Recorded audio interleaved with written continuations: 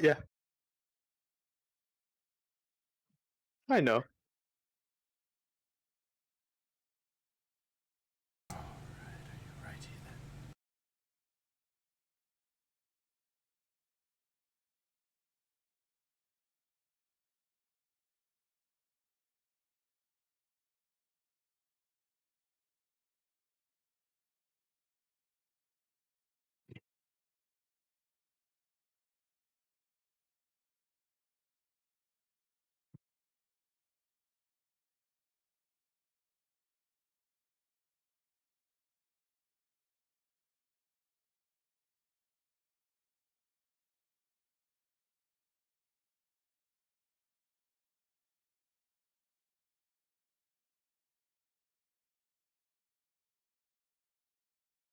Righty then. Righty then. Once again, my players, I am not screen sharing for the purposes of theater of the mind, also keeping the mystery of a certain surprise that the audience will be seeing ahead of time, as well as just providing something for the people on screen to see.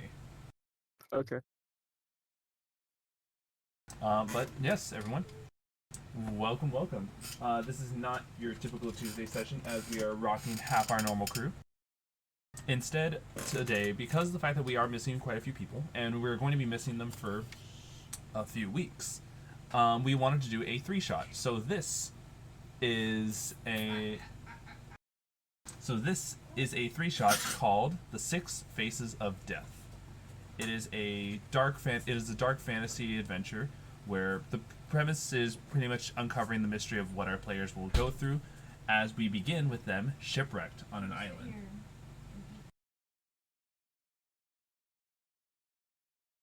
Let me go ahead and run through the premise. Pretty much running through today. It was a bit last minute, so we don't have a name. Hold on.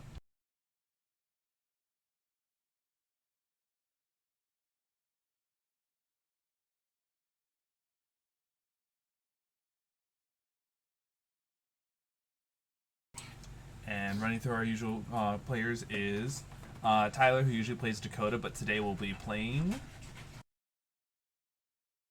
Hugh. What is the name of your new character, and what levels and what class and levels did you decide to go for them? Oh, his name is Hugh. Hugh, okay. Hugh, yeah. I didn't write that down. I'll write that down. Yeah, his name is Hugh. He's a 9th level Fey Wanderer and a 4th level Echo Fighter, and he's a little dead. He's a little dead, but not dead. Undead? Undead, yeah. One of those people walking around that are kind of in between, you know. Mm-hmm. We have George. And, oh, sorry. Oh, and just one of the discerning features, he does not have any. His eyes are gone, so it's just 2 deep depressions in his skull. I am digging it. Reminds me of like 2D. All right. And so following that up is George, who usually plays Greygoth, but today we'll be playing. My character is Barrows. Essentially his class are essentially a Warforged Paladin / Warlock. Very nobody's done that before, so Mm-hmm. yeah, first one to ever make it. But other than that, he's just just a big dude. All right.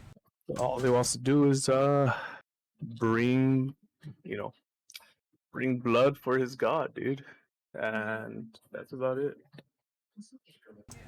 And lastly is Nixian, who usually plays Nargaroth, but today we'll be playing Kaeru. We're gonna be Yep. playing as a Garung monk. What's it? Garung Astral Arm monk, and gonna be a little frog dude just punching things. Yeah, little frog dude who just punches things, gets his way through life like that. Yeah. Healthy. And so we begin the adventure with you guys waking up from the shipwreck miraculously with pretty decent health, to say the least. You all recall seeing each other's faces on the boat. Whether or not you actually knew each other or not, you did at one point pass each other and at least was able to recognize a face. Though you're worried if maybe you hit your head a little too hard. Something about the land doesn't feel natural as you wake up and feel the cold metallic floor and see that the very texture of this place is very blocky. My best description of this is if you were to see like a rock in front of you, the rock would be of its same size but only as a huge cube rather than a rock. When you see a boulder, it is the boulder size cube. Everything that you look around you is, to modernize it, pixelated. Like the resolution has been dropped drastically. Oh, so we're in Minecraft. Nice. Minecraft. Whoa. There are constant mounds of these pixelated hills of differentiating color. Though you can barely make out any of the texture in it. It really is just cubes of different colors. Looking out in the horizon, you can see that there is a fog that surrounds this island, both around over the horizon and almost covering the island to constantly give a sense of grayscale to this place, or not grayscale, but just a gloomy sky. And the water that surrounds the island is of a very opaque black water. Ooh. Something as well to note is that when you look around, it doesn't look like this island, or at least from on the side that you guys are on, there's no shore. When you look, you only see a fast drop down of a cliff. Almost a perfect 90-degree angle. Huh. It's real steep. Mm-hmm. Yeah. And looking out into the horizon, you also are able to make out one last thing. A ship with a vast number of oars into either side of it.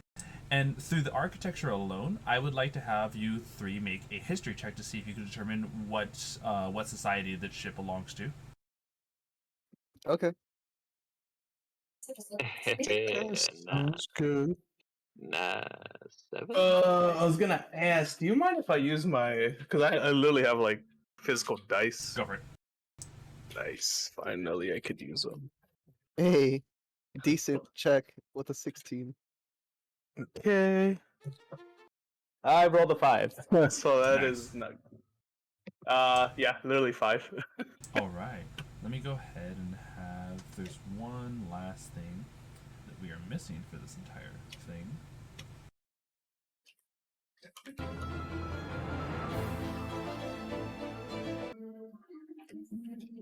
Where is? Ah, there it is.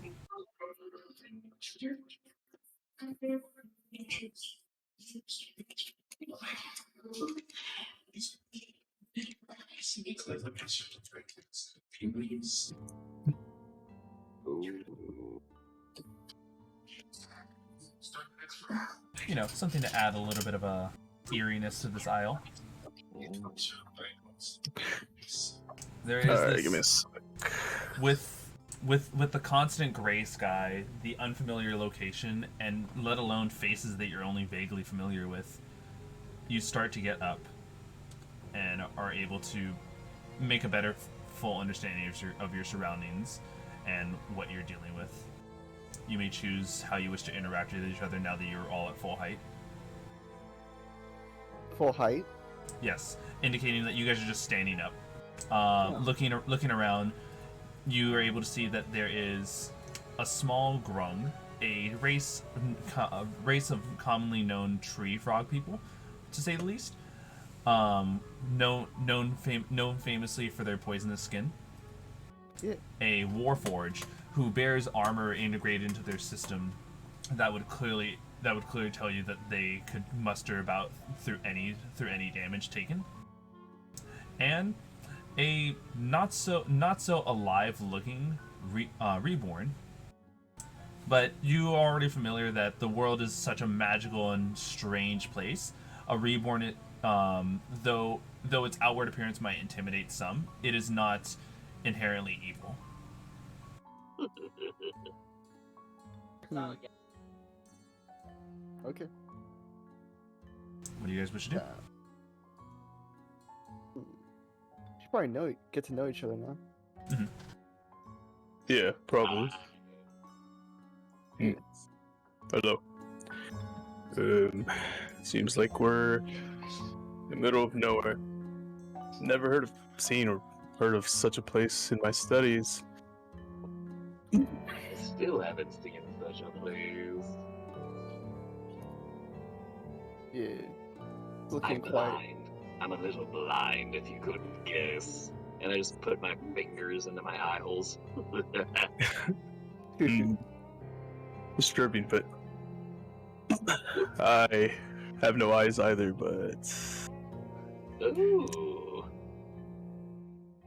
That's fun. Guess I'm the only one here who has eyes. yeah. Well, lucky you. Why don't you describe what is around us? Well, around us is kind of blockish. You know, there's that boulder right there. It's just a straight up cube. Did you just point at a boulder? You can see. No. I'm asking if you just pointed at a boulder. Yeah. Oh. Never mind. Alright. Well, since we're gonna be sticking together for a bit, I guess we should introduce ourselves. My name's Kaeru. Yours? Kaeru, nice to meet you. I am Hugh.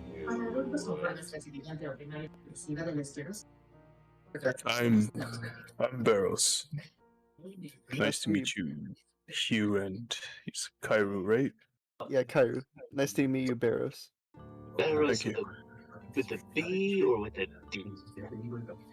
B. B. Got it. That's nice. Alright. So where Well- are we? We're on a cliff and there's a ship? Yeah. Yeah. The Wrecked ship. red chip right there. As you guys finish your introduction, you hear the noise of what I can only describe as screams coming from over one of the cold gray hills.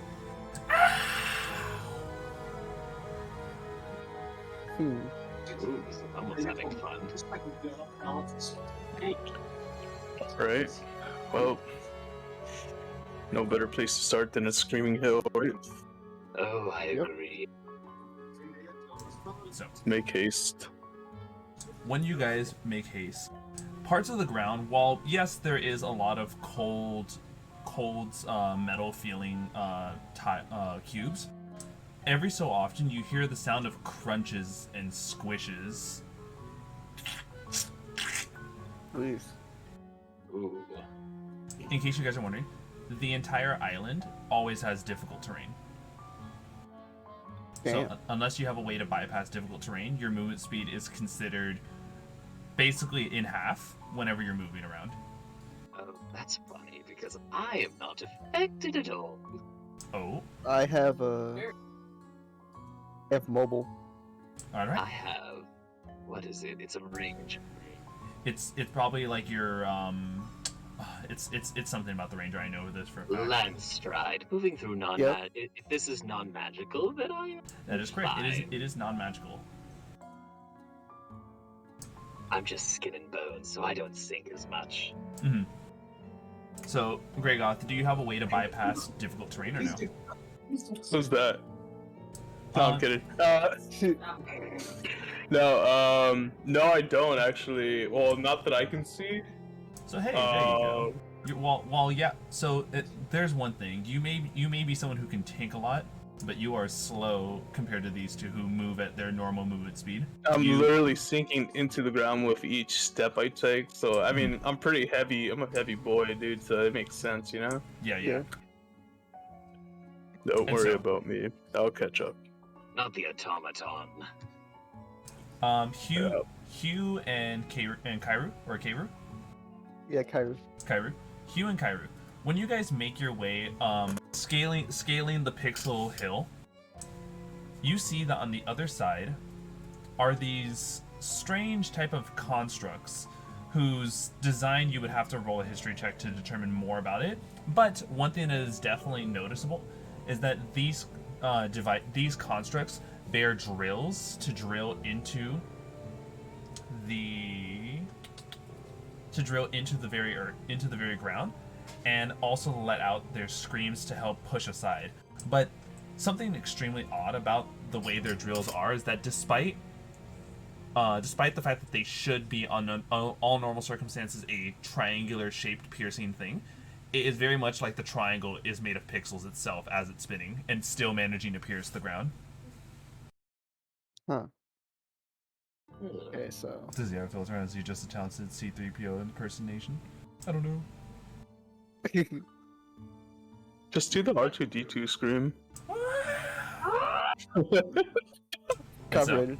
Thank you. You're welcome. All right.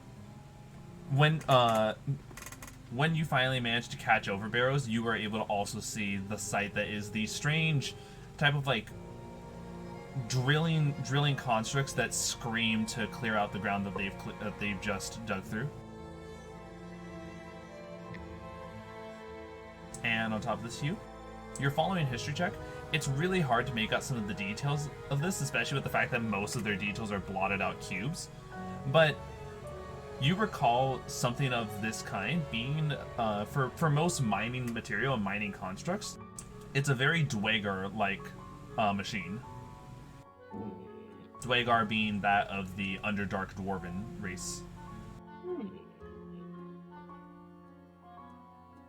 Very dark dwarf material. I would know. I've known a few in my time. I'm just feeling it, because, again, I have blind sight out to 10 feet, so I'm sure once I get closer, I'm like, oh, there it is. Feeling my way around it. Yeah, I kind of wanted to know how you're so ambulatory. Yeah. Yeah, I was just wondering how you're getting around. I mean, I can smell things, I can hear things, but to a certain extent, I can sense things. Just get, like, real close to you, I can kind of...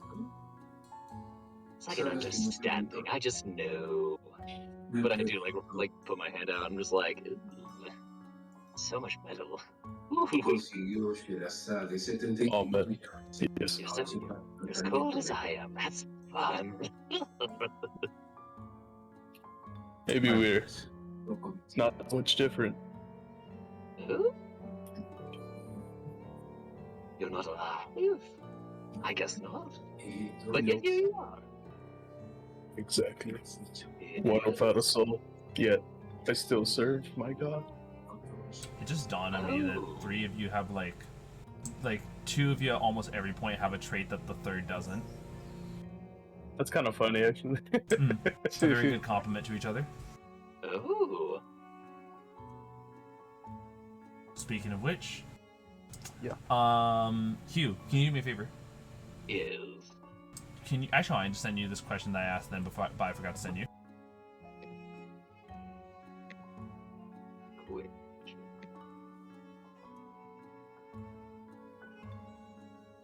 How is your character to that question? Oh, I do pretty well. I'm not absolutely immune, but I do pretty well. Okay, then I need you to make a Constitution saving throw at the moment. Alright, I get advantage at that. Mhm. Oh, and next one. All right. For now, nothing. Alright.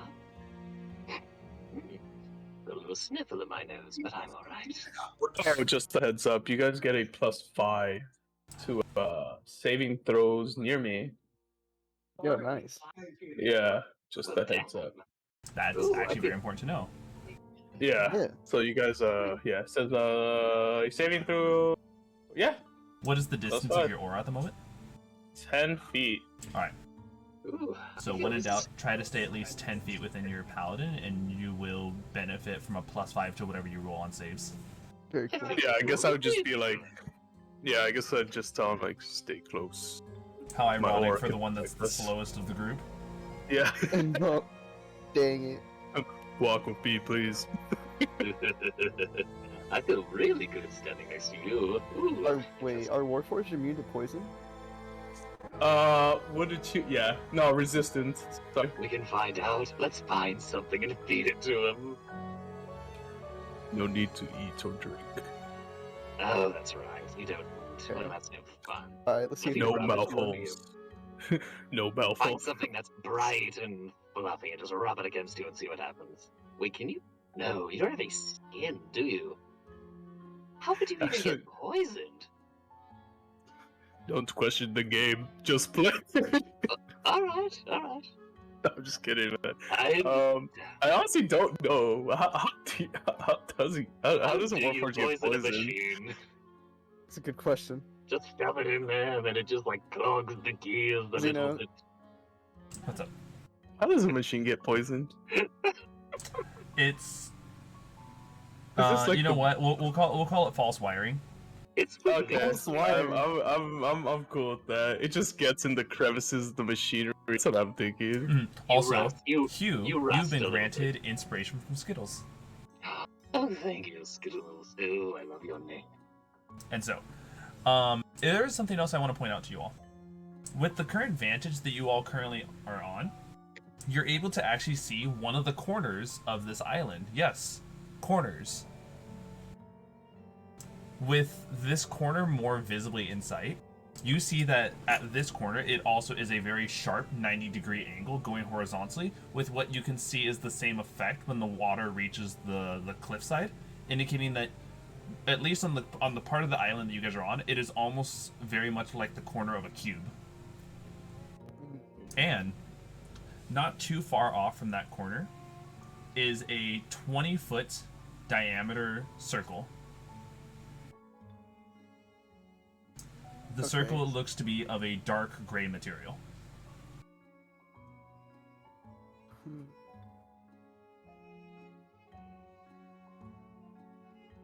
Do we have to jump down to that circle? No, you can just scale down to it. If Okay. anything, it's up to you guys if you wish to interact with the Dwegar Screamers constructs. Dude, like, out of character, it's so weird, I man. mean, you're a machine. It's a machine. Maybe you can talk to it. I don't know. That racist. I apologize. I just assumed. It's a little specious. But You're right. I apologize. I won't do that again. I guess I'll head up to the. I don't know. I just honestly curiosity, dude. Yeah, I just want to see why. Why are they screaming? I know it's to move the stuff. Like, goddamn. I'm gonna go up to Chris. All right.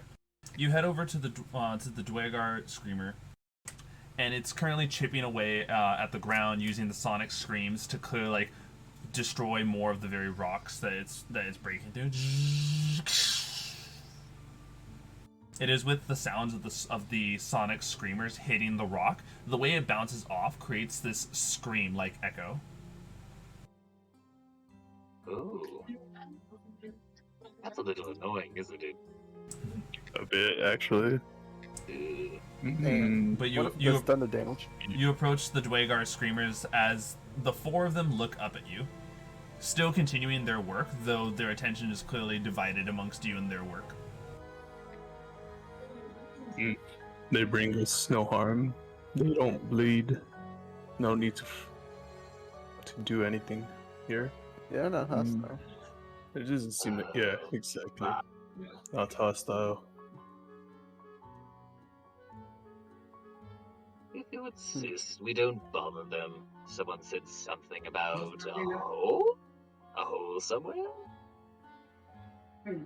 I believe Kaeru saw a hole.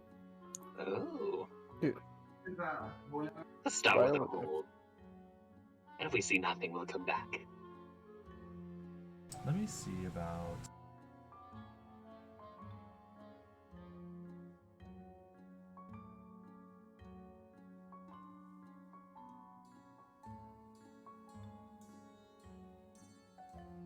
Here we go. One thing that's also pretty curious is you can see that these devices, on top of their own innate abilities to do so, when they move around this entire field, it's almost like they have no issue moving throughout difficult terrain, despite being these medium-sized constructs. They have no issue moving around about the difficult terrain. I see. Do they have treads for legs? You can assume so, but with everything being pixels. Nice. That explains how they get around so easily. Mm. Alright. So you got pixelated constructs. Everything seems to be pixelated. Mm-hmm. Hmm.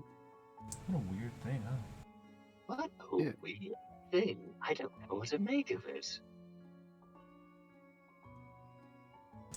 I mean, I figured my eyesight was coming back or going a little wonky, but you see the same thing I do. Yeah. Weird. What? Should we press on? Yeah, there doesn't seem much point sticking around with these constructs. Unless we want to start something, but I assume not. No point. No. They don't lead. All right. I assume we move on. All right. And so, it doesn't take too long. Literally, like, to give you guys a retrospective of how small this island is, if you guys walked a straight line from edge to edge, it would take about 4, maybe 5 minutes. Wow. Oh, So, This is a small one. heading over to that small dark circle, this part does not seem pixelated. Specifically, the circular dark gray metal that is just in the ground in this corner. Alright, time to touch it. Upon closer inspection, you see. Let me put this up.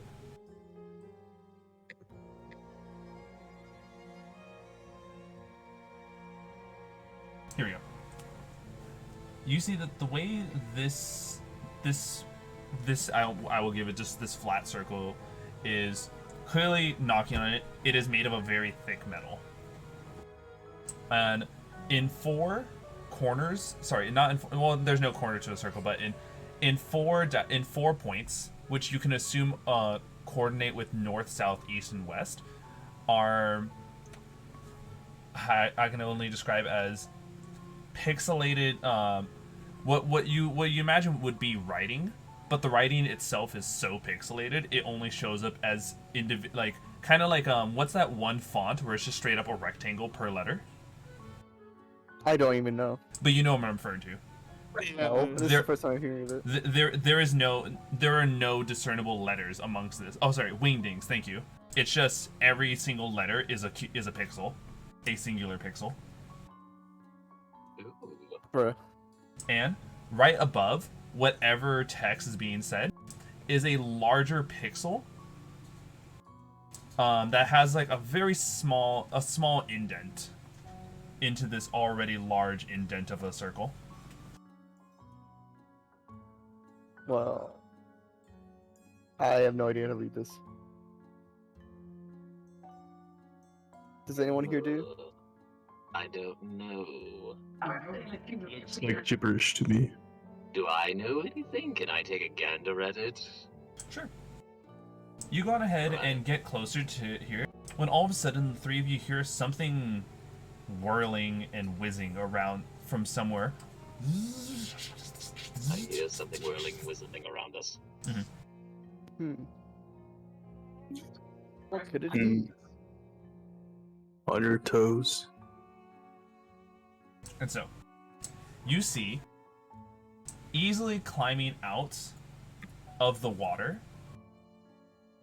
What you how do I describe this? Imagine something that was walking upright, all of a sudden walking just like over the edge like it was nothing, and continuing to walk in your guys' direction. Oh my. Oh. In D&D images, as well as on stream for the audience to see, this is what the construct looks like. What the heck? That something. That day it was there. I crashed a ship once that kind of looked like that afterwards, but ooh.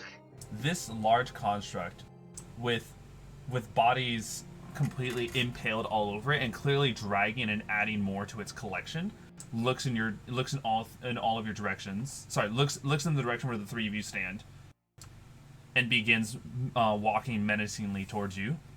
Oh, he wants to fight? Fun. Oh no, I'm sure he wants to join my crew. Don't you? Please join my crew. And just when you think things can be any worse, the source of the whirling and whizzing pops up, only to be coming out from your guys' sides, two pixelated iron cobras. What the heck is an iron cobra? I'm about to show you. I think it's a cobra made of wood. Hmm.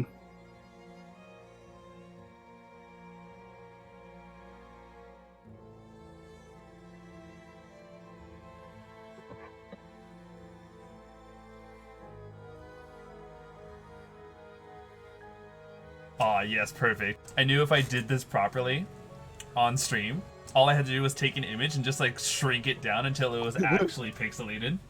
That's funny. God damn it.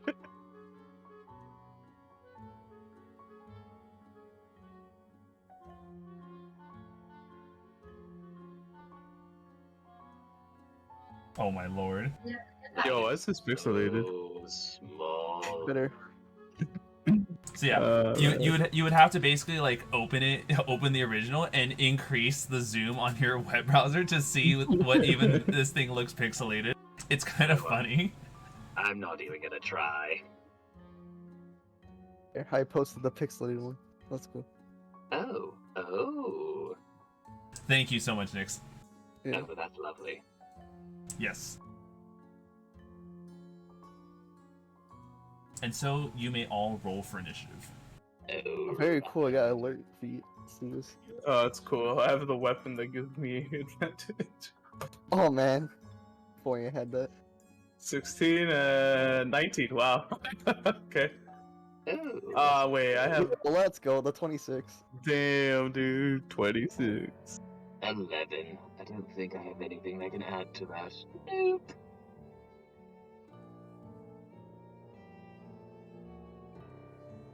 Nah.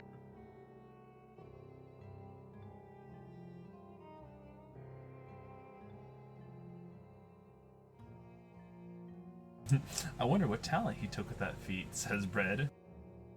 Man, that's crazy. I have my talents picked out, by the way.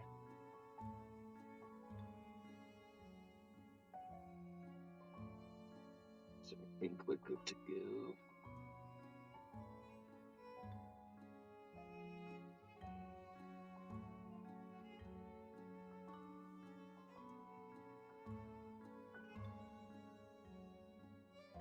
Alright, give me also, I'm going to pull up my notes quickly to make sure I have this correctly put down.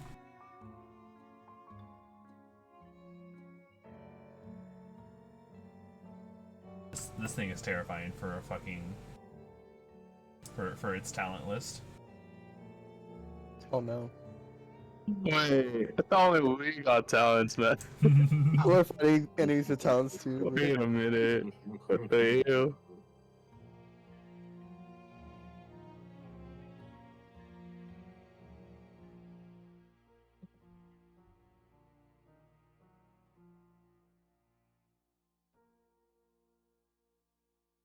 Alright, here we go.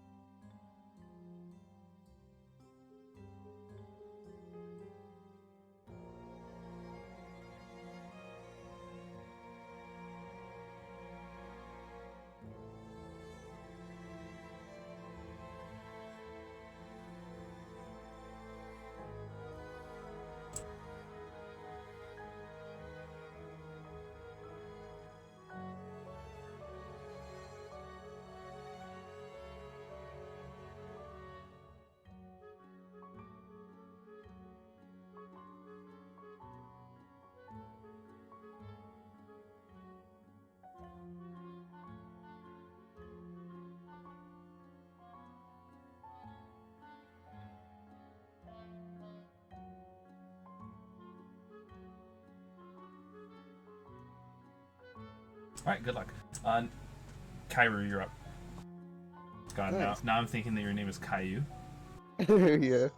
Kaeru. Anyways, I got ambuscate lol. Yep, go for it. Alright.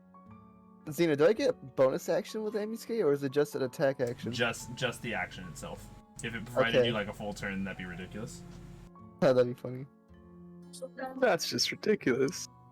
Okay. How far away are the enemies from me? I have no sense of like distance here. It is okay. The larger construct looks to be about 40 feet. Maybe we'll give it 45 feet in the distance. Whereas the two smaller pixelated cobras are but a mere 20 feet away from you guys on either side. Okay. Time to go hit the giant guy. Giant robot. I got 55 movement speed, so Yep. yeah. Just go. And Go on. easily ignoring difficult terrain, you go on ahead and press forward. Yeah. All right. I'm hit him twice. Yeah. Can I do stunning strike with it since it's a special action? Yeah, because it's a no action required thing to do stunning strike, so you can just do it as part of the same punch. Okay. To attack with a regular fist. Mhm.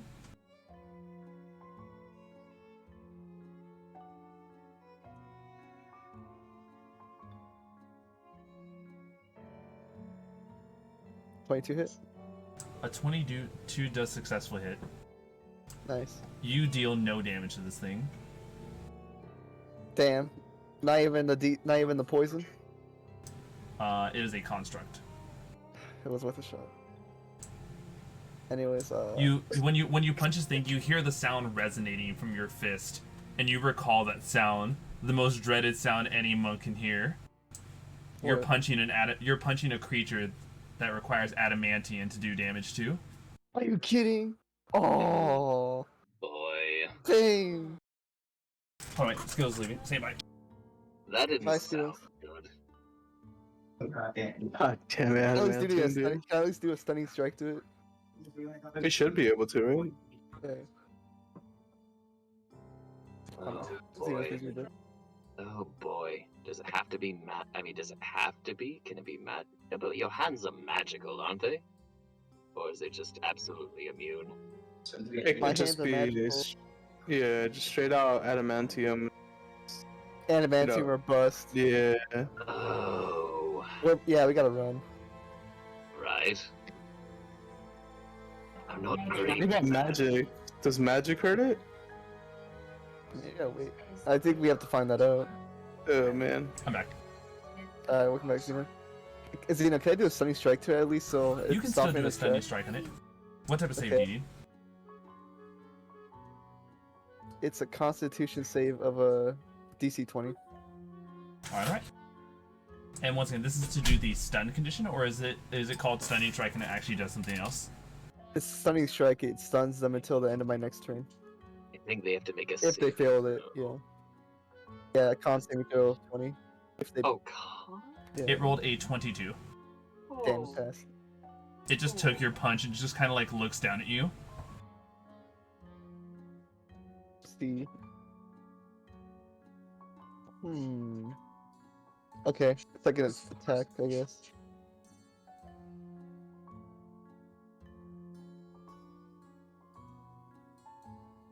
Hold on. Okay.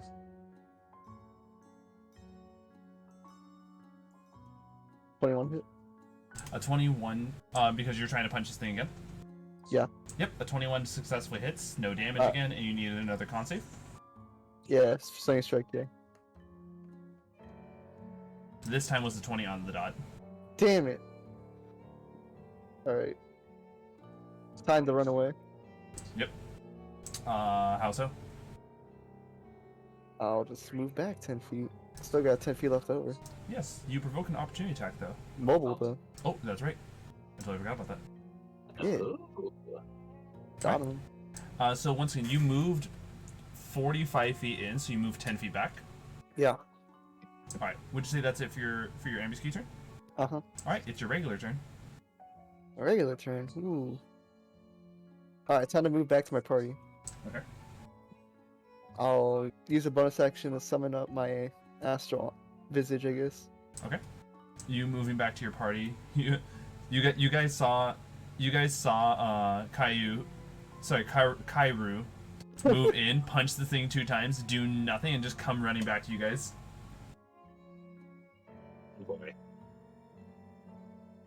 Well, Uh, I might have something. okay. I mean, Yep. by all means. Good thing I have astral self. Let's punch the cobras. Alright. Should probably Okay. tell my party about this. Guys, the construct's made of adamantium. I can't do anything to it. Oh, bulls. Yeah. You guys got adamantium weapons by chance? Hey, just my armor. Well, we should probably run away. I have these 2 dinky short swords. Hold on. I'm really good with them.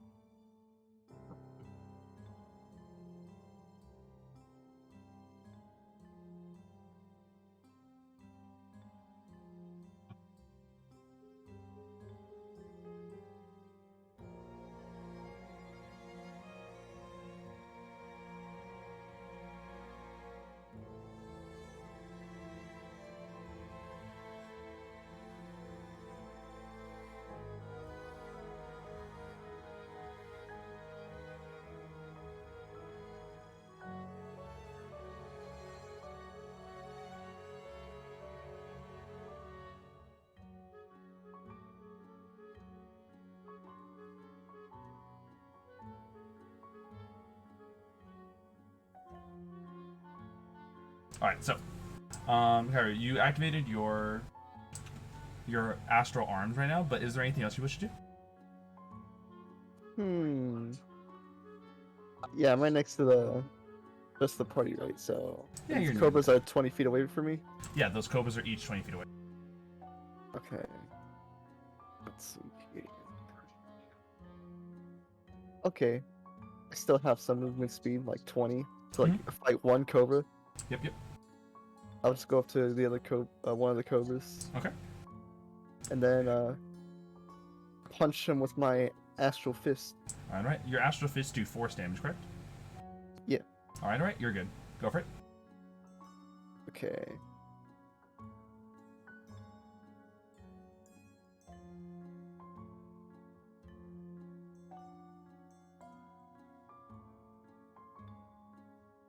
$21 hit. A successful hit. And how much damage do you do to this cobra? I gotta roll like an extra like D8 because the body or something like that. So let me just do it real Okay. quick. Okay, so 19 force damage. 19 force damage to the first one. It's gonna make a DC 12 con save too for poisoned. If it's actually like not immune to it. This is another construct. Okay. Yeah. Side note, this is literally the unluckiest location for you to be in this adventure. Not Feels the adventure bad. overall, but this specific area. Okay. It's good to know that there's other parts where this will shine. Mm. Alright. But yeah, 19 force damage. Time to punch again. This construct is now dented. Nice. Alright, time to punch it again. Go for it.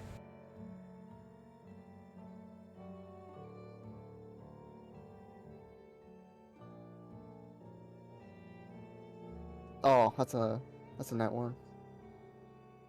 It's unfortunate. You provoke an opportunity attack from this cobra.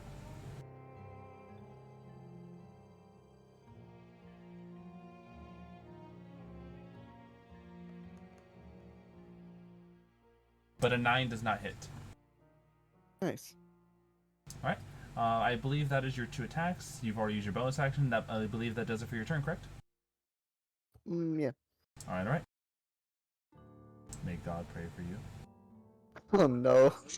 Oh, bro. You see this large construct, which I almost forgot. You guys can all roll a history or arcana check on this to know what exactly it is. Oh boy, those are both 0. I've got 2. We'll do Arcana. Oh, bad 10. Others, go for it.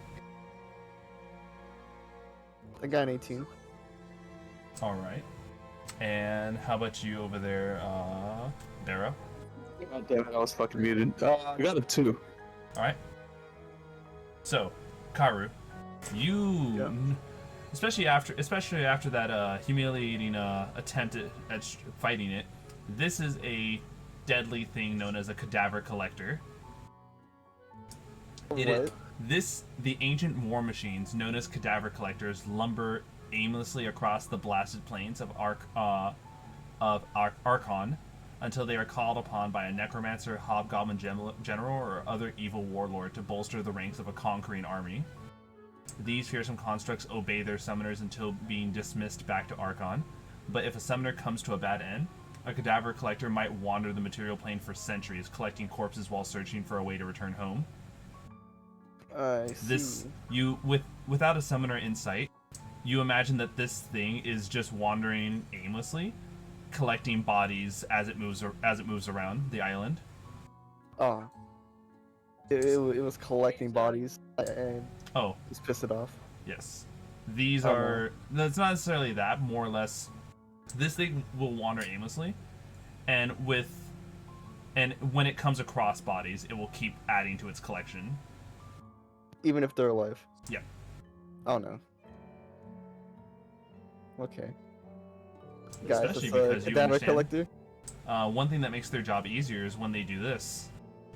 What? The cadaver collector uses one of its legendary actions to move 15 feet closer to you, unimpeded by the difficult terrain.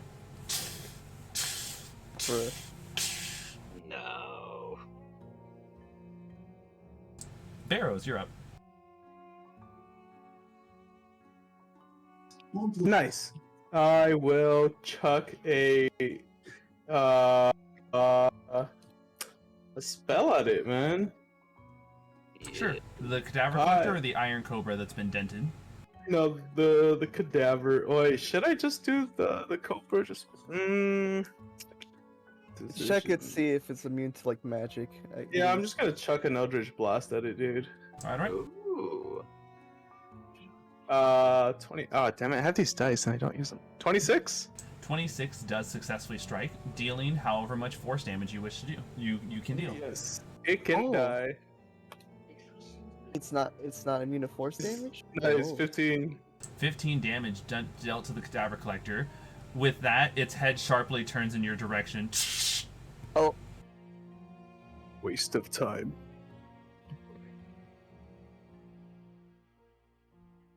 No, I keep forgetting I have the dice. Alright, 23. That's still a hit. Okay, I'm gonna roll the damage dice though. Because, Alright. I mean, I have all these damn dice that I don't use. Damn dice. Dice. Alright, awesome. D10, right? Yep. Where is my D10 plus 5 because you are that high level in Warlock to take the Agonizing Smite. Or Agonizing Oh, Blast. yes. Oh, yes. Only 3 damage. Oh, plus 5. 8. Alright. The cadaver collector is still dented. Nice. And for my bonus action, I get a bonus.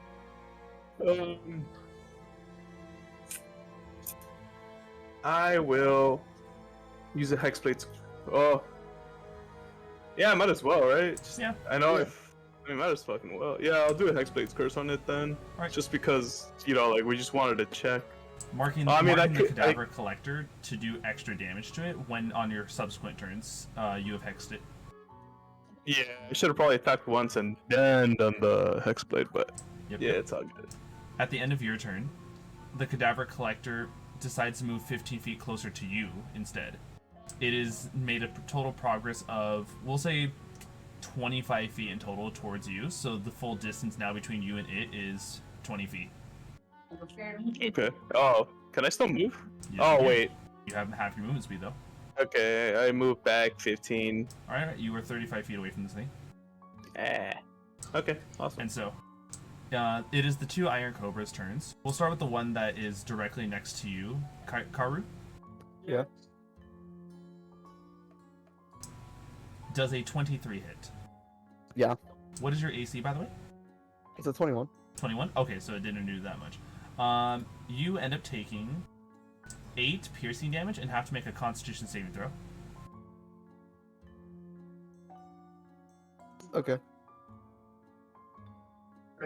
He's gonna Wait. take my aura. Constitution saving throw? Is it trying to poison me? No. However, though, and no, Barrow, he is not within your aura because you had moved back and he had moved towards one of these cobras. Sucks. So you do not get a +5 when you make this Constitution save, okay? I don't get +5. Okay. That's correct. 16. Alright, you're good. You take no adverse effect, as the other one is now showcasing one of the talents that these cobras bear. They are very nimble creatures, as the one that is on the complete opposite side is using the dash bonus action to go and assist its comrade, Oh my god. slithering around your allies and going in for the bite. A 21 on the dot. Wow. This one doing 5 points of piercing damage and another Constitution save throw required.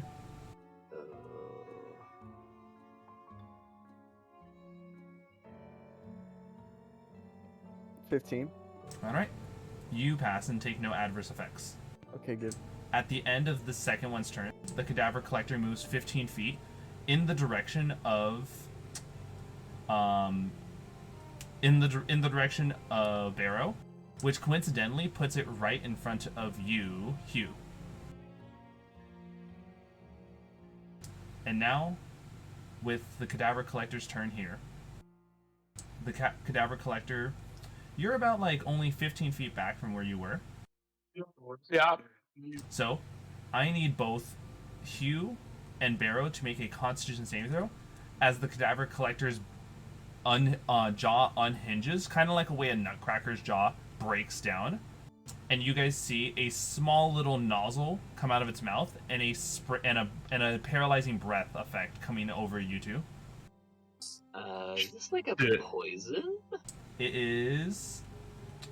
This is not a poison. This is more of like a Or a disease? No, it's not a disease. It's just, how do I put it? It is a paralyzing gas. It's I not do poison. not have advantage on that. Mm-mm. Alright, then a single con save. Oh, balls. Oh, Not You got the bad. +5, no? Oh, wait, am I next to my paladin? you Or are no? not. Your paladin had moved 15 feet back. Oh, Never rip. mind.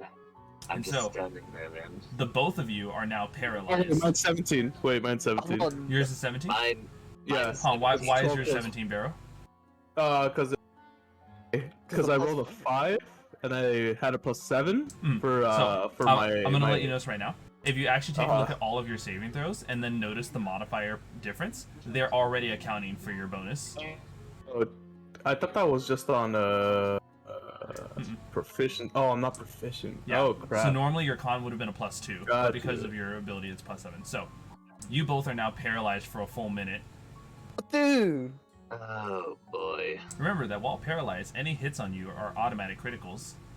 I'm immune to crits. You're immune to crits. You have adamantine? Yeah. Oh shit. Man. Good thing for Barrow, but Q's rip. No, I'm the one like hitting this dude, so I don't see why. You know. I'm about to die Can they again. just keep making con saving throws until like they get out of You it, or- can repeat it at the end of your turn. But that does mean that when Hugh's turn comes up right now, Hugh has to spend his entire turn to just break free of the paralysis. Oh, I have nothing to do that, do I? Oh, It's literally a con save at the end of your turn type of thing. dicks. Luckily enough, you should have Oh, enough levels in Fighter that if you do fail this time, you can re-roll that. Actually, hold on. I think that's indomitable. I don't think I have that. That's indomitable. I think that's level 9, dude. Oh, wait, let me double check. Oh. Hold on, wait, Ranger. Oh, you're right. Yeah. Yes, I'm 4. So let's go. 1 Constitution save. That's Oh, nope. So your turn is spent doing this, Great. but the Cadaver Collector is going to use a unique ability, consuming all 3 of its legendary actions. Uh-huh. You see the 2 of you, while paralyzed, watch in horror, and obviously, you know, Kaeru, you're about to witness what I can only describe as what is the name of that thing? The blender. Oh. Its arms extend outward in almost a perfect downward angle, as its hands extend to become blades, and it just completely starts spinning like a top, with at least its chest piece whirling through on its way over towards our paladin. Man, TPK on the first Cool. session already? TPK on the first session. The both of you make dexterity saves, though while paralyzed you automatically fail. Great. Taking... Question, are either of you resistant to necrotic? Ooh, Nope. I'm gonna... No. This doesn't happen to be poison. No. Alright. So I'm just combining the 2 rolls, since you guys are neither immune nor resistant to. This is a grand total of 36 damage, as it is moved 15 feet towards the paladin, and both of you took, once again, 36 damage, with some of that being slashing and the other half being necrotic.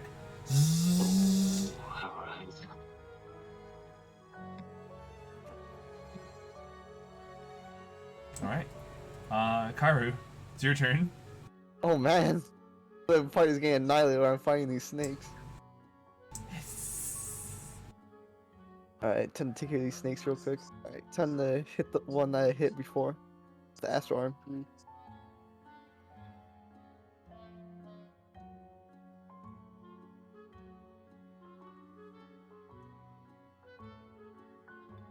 Go for it. It's a crit. It's a crit? Yeah. Same rules apply for my criticals. So, your normal damage is... What is your normal damage you would do innately? What do you mean? 1d8 plus 5. 1d8 plus 5? So this would be 1d8 plus 5 plus an additional 8, so this is just 1d8 plus 13. Okay. And the additional 1d8 roll is also a crit, so... Yes. Good. So this would be 2d8s plus 21.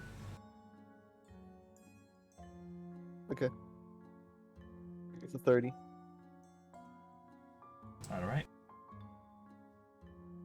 You have completely taken one of the cobras from dented into completely cracked and broken Oh, it's in a single almost punch. dead. It's almost dead?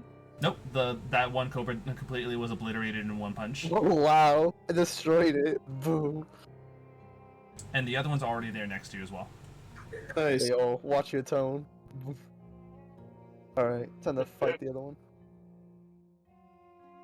Man. Alright, time to punch him.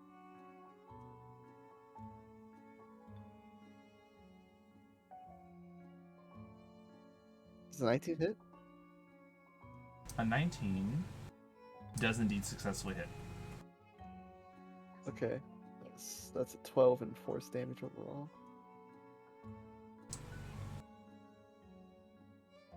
Okay, that's a 12 and force damage. How is it looking? Would you repeat the damage for me, please? Oh, it's 12. 12 points of damage. It's just dented right now. Okay, can I do spend a key point to do flurry of blows so I can do 2 more attempts? Mm-hmm. And the flurry of blows are also done with your astral arms, right? Yeah. Alright, go for it. Okay.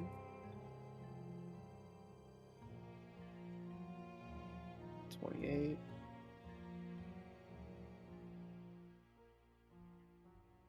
12 force damage again. Beautiful. It has gone from dented to... It is now dented into cracked. Nice. Alright, last attack.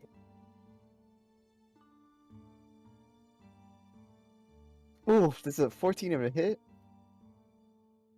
A 14 does indeed hit. Also, could you do me a favor? Yeah. Can you make sure you're doing those in the D&D rolls? Because they're not showing up in D&D Beyond when you do them in the wrong chat. Oh. Bruh.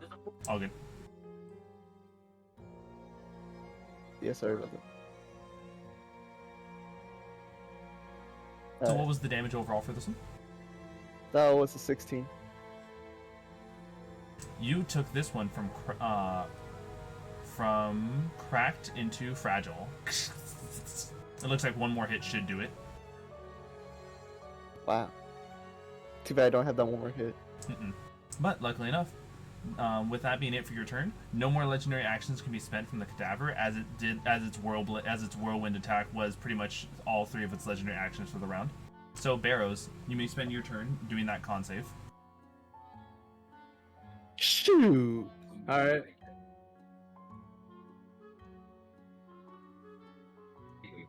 You know, I want to roll my dice, but I keep fucking clicking it out of. You know what just dawned on me? What? Hugh, did you want? It won't affect what happens forward because you would have had done it at the end of your turn. But would you want to re-roll your con save right now using the inspiration granted to you? Oh, I forgot he had it. Forgot about that. I'll still save that just in case. All right, good. Totally forgot about that. Thank you, chat. I love you. Yes. 15 totally saves, right? I am sorry to say no. Okay. So, the cobra with whatever's left in its might is going to go ahead and attempt to bite on Kaeru, only rolling a 12 total. It's clearly not able to do its full effect, as the cadaver's turn has come back up. No.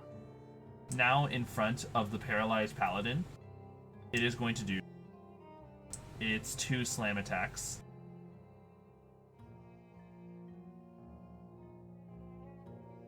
Let's see this.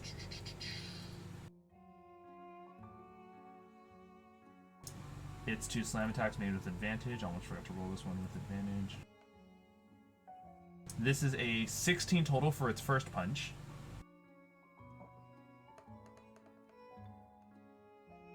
Wow.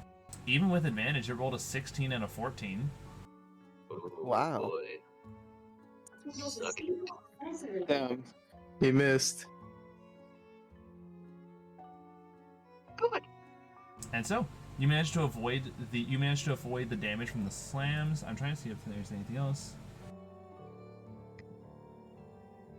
Feeling the shockwaves from its punch, I need both you and our other paralyzed friend, because you are within a certain range of the creature, to make me strength saving throws. I don't know if you guys automatically fail those. You'll want to check the paralysis condition. Isn't it just any, like, save at all? Like, Where No. would I check that? Oh, here. So underneath your health, there's I conditions see it. tab, and that's I how you can found turn it. on conditions. It just said, oh, yep. Strength and dex are both automatic. Yeah. fails.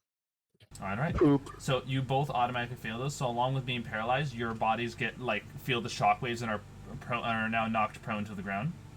damn, they weren't knocked prone to the ground already when being paralyzed? No, it's like literally being frozen in space, frozen in place, and then now its shockwaves shook them to the ground. Ah. But with that, Okay. that was its turn. Its legendary actions are back up, and Hugh, your turn is here. You use up your full turn to do the con save to break free of the paralysis. Yes, let us try the first roll. 15. Mm-hmm. I'll use my inspiration to roll again. Remember, your inspiration can also be used to add to that if you wish to add a D8. Oh. It is your choice. Typically, it's either you add the D8 or you wait to hear if you failed to then decide if you want to reroll. Oh, we'll see. I rolled a 7. I know I can roll better than that. I have a +8 to con. I can either roll a 1 on a D8 or I can re-roll, and there's a 50% chance I'll roll. All right, let's go. I'm gonna re-roll the D20. Using the power of math, let's go. Oh yes, 27. Easy. You've There broken we free go. from the paralysis. Nice. All right. That was annoying. That That's the end of that mine. does use up your whole turn. In which case, at the end of your turn, I can't do Using like an action surge, can I? no, because it consumes your Oh. whole turn to do this. Balls. Using 2 of its legendary actions, it raises up its fist to slam down once again on our paladin. Damn, bro. This time rolling a 26. Luckily enough, you are immune to criticals, so you don't take the immense damage from both the bludgeoning and the necrotic damage of its punch. Nice. This is a grand total of 40 points of damage in a single punch. Oh my god. Imagine if you weren't immune to criticals. I think That I one would was have gonna died, kill. honestly. Yeah, I think I would have just been down. Let's really entertain the idea and think of the horror. So Kaeru, you're seeing what's happening. This thing looks like it's going to be relentlessly beating your paladin in unless you can think of something fast. Man, my Kaeru ain't that all that smart. He's just gonna punch it after he punches the snake. It's okay. Oh God, help me.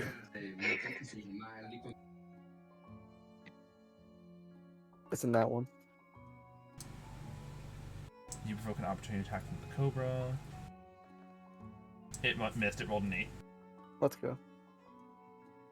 Alright, let's attack again.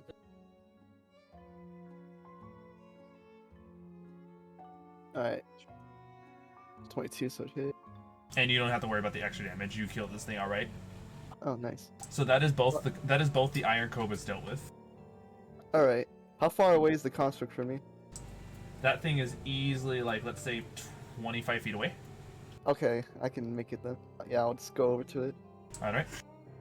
You I'm run gonna over use- to it. He's over here. Yeah, I'm gonna use my bonus action to do flurry blows. What? Oh, you're gonna try to punch this thing with your attacks? With my astral arms, which do force damage. Yep, let's So, go. This will probably make a difference.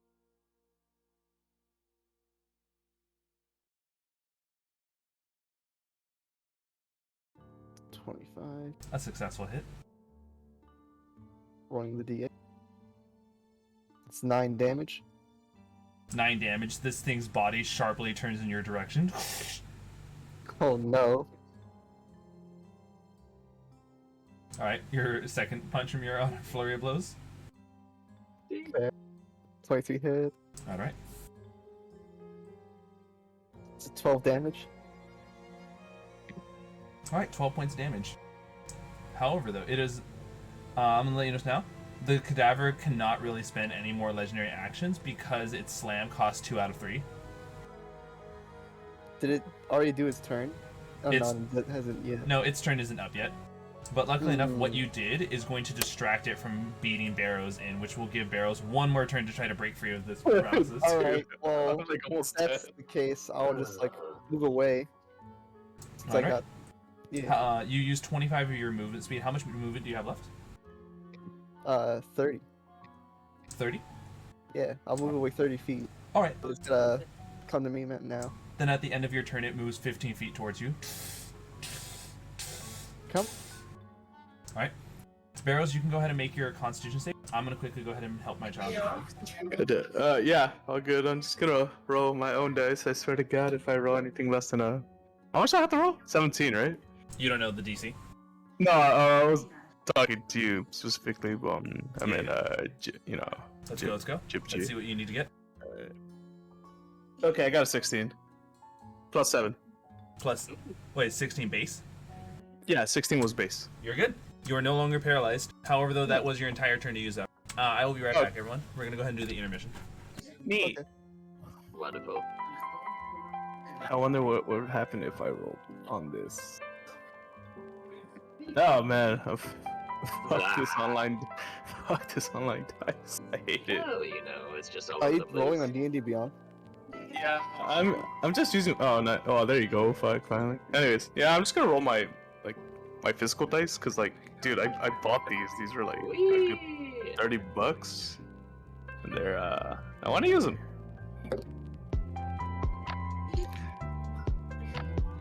Oh man, it's so much fun rolling on this thing. Oh, give me a second. Be right back. Yeah, me too.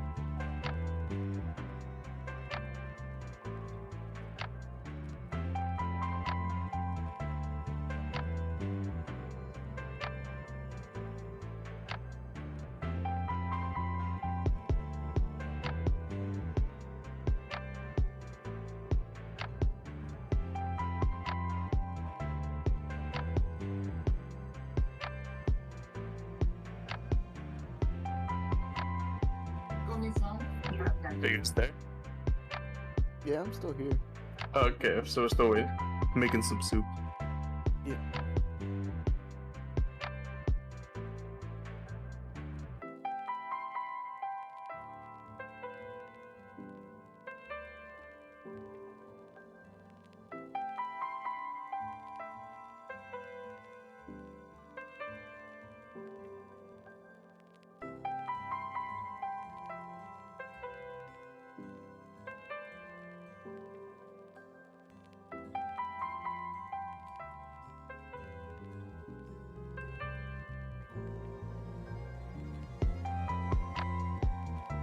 Yeah, I'll be back real quick. I gotta go to the bathroom.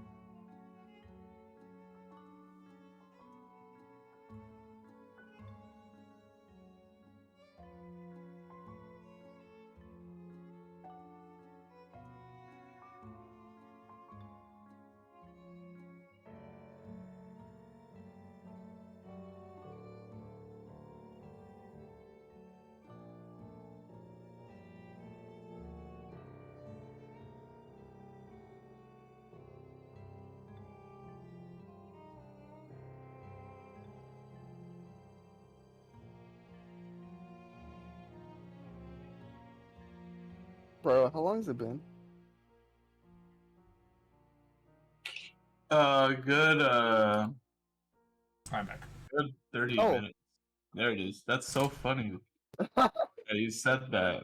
They all came back at the same time. Yeah, exactly. All right, so Yeah. you did successfully pass your con save, and then we move on over to. And then I get to attack him, right? Obviously. Thanks. The two Iron Cobras have been defeated, thanks to Kaeru, so all that's left is the dented Cadaver Collector, which its turn comes up. Seeing as how our boy is down, the Cadaver Collector sees if its paralyzing breath has been recharged. It is not. Got him. And so continuing with its multi-attack on the prone paladin with advantage. Oh, he was still in range of that? Oh. The first attack was a 14 total. Wait, is he trying to hit me? I'm very sorry. Oh, no, I'm sorry, my bad. He would have moved his full movement speed of 30 towards Kaeru. So He is next Does to a you. 14 hit you? he's right next to me? No, right? You only had so much movement speed left to work with. Ah, damn. And so his second attack rolled a 23 total. On me? Yeah. Yeah, that hits. Are you resistant to necrotic in any way? No? You take a grand total of 48 damage in a single punch. Would you like to be Holy shit! down, dude? No. It So- took like a half my health. Oh, That's disgusting. Holy Yeah. crap. At this point, everyone who was paralyzed is no longer paralyzed, and by far, Kaeru looks to be the person who its attention is focused on. But luckily enough, Kaeru, you are someone who can definitely avoid and potentially run away successfully from this thing. What do you guys wish to do right now? I want to kill this thing, dude. How dare it, dude. I hope we can kill it. Yeah. Yo, if I You oh, feel the no. sense of foreboding I have dread. literally nothing I can do to it. You feel the sense of foreboding dread. Almost Oh, like a force man. outside of saying, run. Oh man, let me roll for insight. No, I'm kidding. Please. It's like the DM. Yeah. I'm straight out gonna be like, this is why I hate constructs. Everybody hates constructs. I'm Slap it. thinking we should just run then. Well, Let's Hugh, it is your run. turn. What's your call? Quick question: where would I run? What do I see where I can run away from this shit, So dude? remember, if you recall, this thing came over one of the edges of what you can only assume to be like a corner of the island. And so if you guys are on one corner, your best bet is to potentially run to the other corner. Straight across the square. Yeah, just like go beeline it out of here. I bling line it across the square or First, towards the square. I more do need to likely. hear what Hugh says they wish to do. Okay. I'm assuming, what would you like to do? You were definitely outside of its range of opportunity, by the way.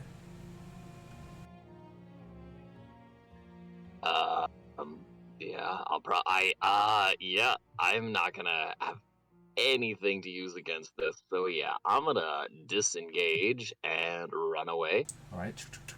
And for good measure, I'm just gonna leave one of my echoes behind, just to kind of block it, like All right. kind of keep it in front of it. At the end of your turn, it is going to use one of its legendary actions to punch Kaeru. No, please. Kaeru does a 29 hit. It does. Oh, You take no. 32 points of damage in total. Oh my gosh! Anything to do about that? I literally have one health point left. Well, luckily it's your turn. What would you like to do on your turn? Oh, run a little bit, dude. Luckily enough, you are a monk, so you can spend a key point if you wish to disengage using a bonus action, and then dash as your regular action, or vice versa. Yes, I'll do that. Alright. Running clear as far away from this thing as possible. The cadaver, I run 110 feet away from it. Holy shit. The cadaver looks around for its next victim. Barrows. The little shadow there. You are not the fastest, but you're I also am not not the the stealthiest. Which route would you like to take here? I'm just gonna run. I'm gonna try to just run. All right. I'm gonna run. Stumbling the fuck out of here. You guys all run apart in different directions. Anything you guys say to each other as you shout, or anything you guys shout to each other to help? Oh Better. my god. Dude, we need a way to find each other. Yeah. Should probably meet up Oh, at yeah. somewhere we've been. Back to the screaming thingies, I guess. To the drills. And so, To the drills. successfully escaping the cadaver collector, you guys collect yourselves back over at the screaming at the Dwagar screamers, using their sounds to cover up your breathing, as well as just your overall recovery. You have all regrouped. You're clearly tired, terrified of the roaming cadaver collector that is on the island. I think I'm more pissed at Yeah, fair enough. fucking I thing. agree. I hate that construct. That Dude, sucked. what the fuck? If it was like one hit point more, I would have just straight up died. Yeah, and there's necrotic mixed into this too, so you know for a fact it will outright kill you if it Boy. drops you. Yeah. Thank you for the I got assistance, so Kiryu. lucky. Holy shit. All right. I walk close to Kiryu and I raise my hand at him and I lay it on hands, dude. All right.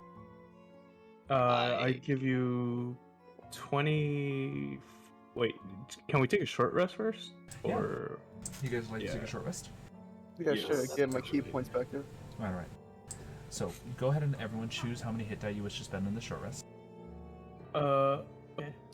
Well, Short rest. I'm gonna spend these dice and then these dice. short rest. There we go. Beautiful.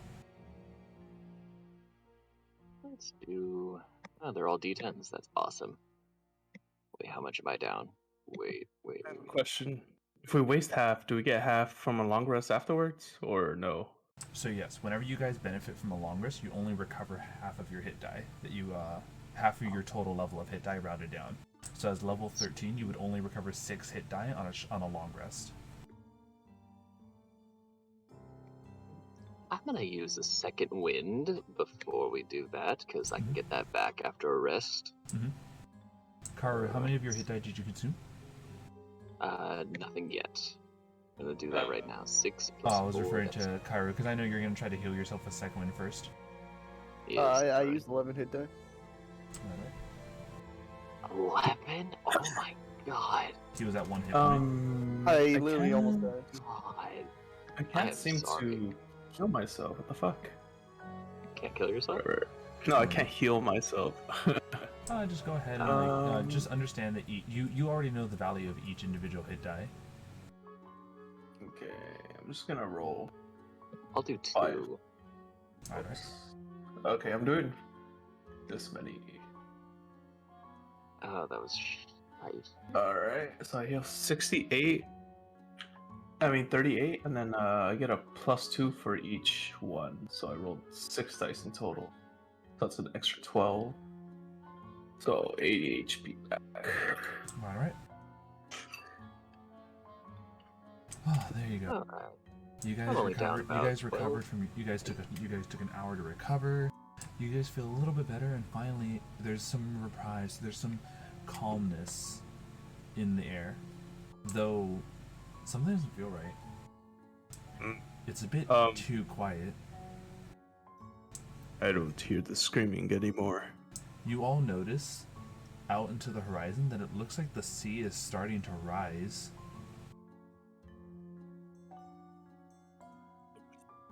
Only for you guys to feel a sudden jerking motion. Oh. And you now notice that while you're standing firmly planted on the ground, Oh. it's almost like the ground is tilting upward. Oh. You don't feel any sort of like downward momentum of gravity pulling you down into the ocean, but you still see that this island is beginning to shift.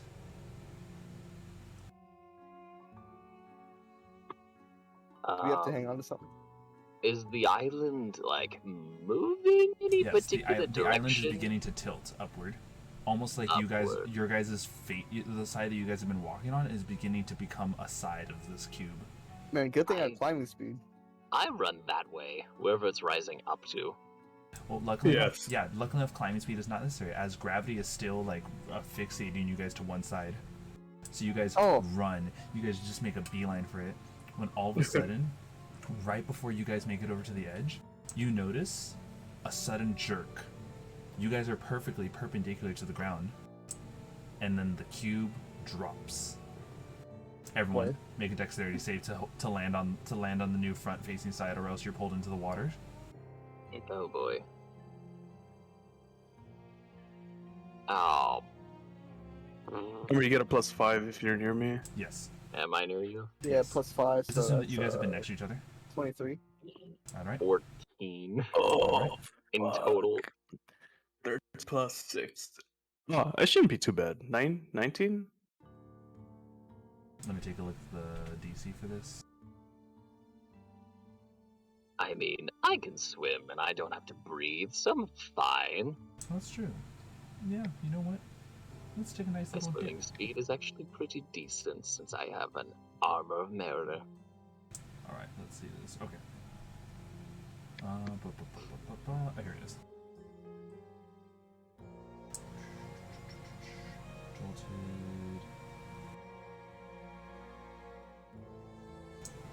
Oh, here it is. All right. So, Hugh, you did indeed fail. Still affixated to one side of the cube, you are pulled under into the black water while Kaeru and Barrows managed to land successfully on the surface. This surface, though, resembling something similar to what you guys had seen before, yet something's off. I will explain basically that you guys know how you got the side you were previously on was entirely pixelated. Uh-huh. This side, which is completely moist and well dampened by the black waters, you see the ground for what it truly is. As you recall those crunching, moist noises, the floor that you now walk on, unveiled for its true form, you guys are basically walking and inhabiting a fleshy corpse island. What the hell?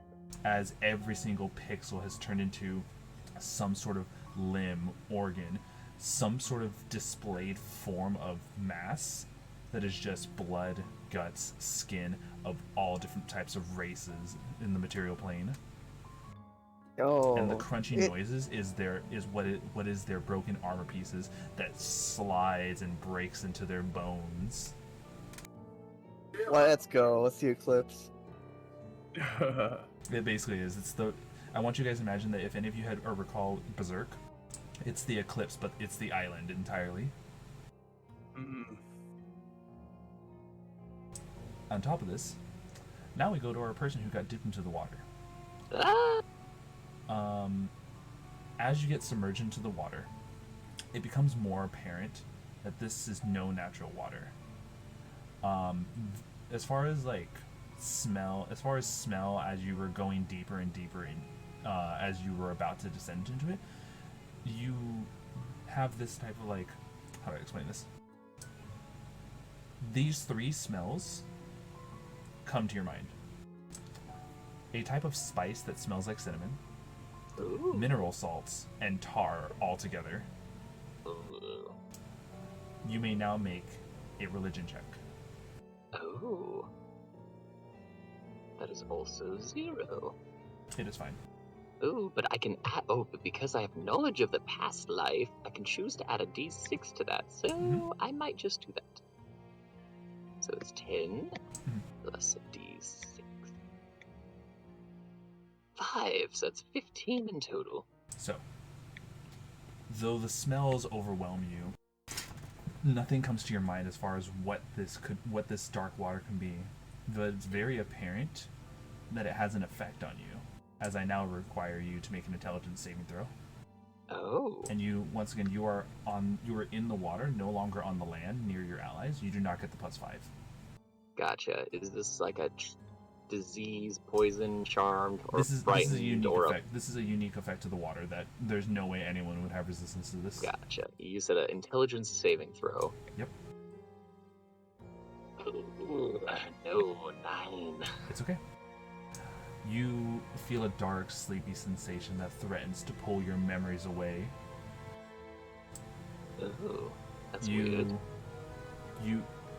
As you fall victim to the dark water's effect and slowly crawl your way out to next to your allies, you now take on the mentality of a young, meek, childlike form of yourself. You can speak haltingly, but you have total amnesia and cannot recognize your allies. Luckily enough, though, if attacked, your innate muscle memory kicks in to know how to defend yourself. Damn. Now with this way that they are reacting and coming out of the water like this, now the two of you may make a religion check to understand what he just went through. Man, good thing I am proficient. in- Ooh, nat 20. Nat 20? Yeah. This is no mere black water. That is water directly from the river Styx. Oh, Jesus Christ. Luckily enough, the river Styx water is not a permanent effect. There's a few ways to get rid of this. Your nat 20 will allow you to know that a greater restoration spell restores the victim's ability scores and memories. Other than that, for every time that a person takes a long rest, their memories and abilities are returned to themselves. Oh, almost forgot. That was the other thing I forgot to mention. Your intelligence and charisma have now both become 5 while you're under this effect. Okay. Okay. Would I do anything? Okay. Yeah, there's an override score. Yeah, Just there's use an that. override score option. Yeah. Okay, so 5 for you said intelligence and charisma. Yes, they have both become 5. Okay. Oops, that's my wisdom. So hey, you guys at least know the water's fucking dangerous. Don't go in the water. Don't go in the water. That's river Styx water. That shit will fucking make you become this. We. mm. Can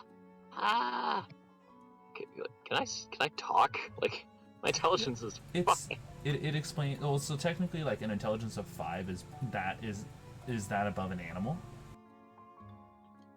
It does explain that once again. You can speak haltingly, but you have total amnesia and cannot recognize your friends. For example, you might even forget the function of even common day objects. That is Very easy zombie. quiet. I'm trying Pretty. to think. I am. Yeah, pretty much.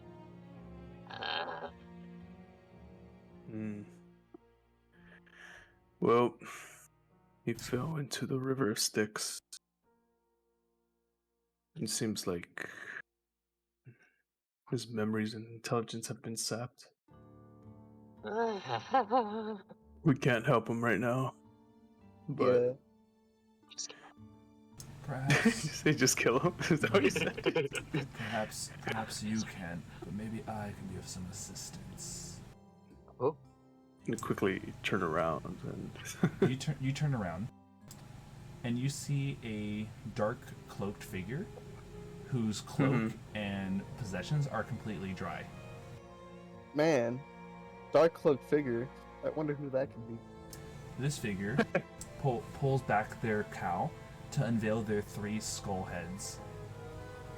Oh, his 3 what? Small heads? His 3 3 skull heads. skull heads. Oh, sorry. Think like, how do I put it? There's obviously a central head, but there are 2 other heads affixated directly next to the central head. Oh, it's the Withers. Hello. You're newcomers in the island. When did you arrive? An hour and a half ago. Yeah.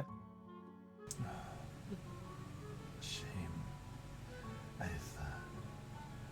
A shame you had to end up here. This island is a prison. Yeah, I can tell. I almost died. The island has ways of utilizing different effects on people. As presented by this. He walks over to the childlike Hugh and taps his head, greater restoring your memories and scores back. Wow. Ooh, I want some more of that. Oh, also, I almost forgot to have. This is for an effect I actually should have had you rolled when you did the short rest, but it is important for the roleplay right now. Can you please make me another con save, my man? Who? Oh, me? Yes, the only person who is not immune to this effect, because it was based on the question I asked you guys in the beginning. Oh, right, yes. I'm not. Yes. 23? Alright, you're good. Nothing happens. Yes. Although I have advantage on that, but that's fine. We'll leave it there. But yes. Hello. My name is Vargo. I'm, as I mentioned, a prisoner on this island. How long have you been here? Long time.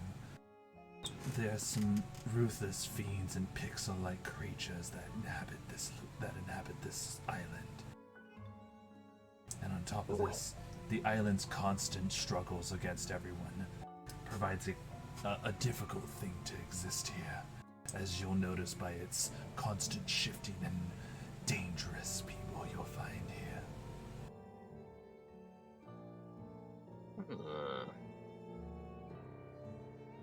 How long have you've been here for a while? How long?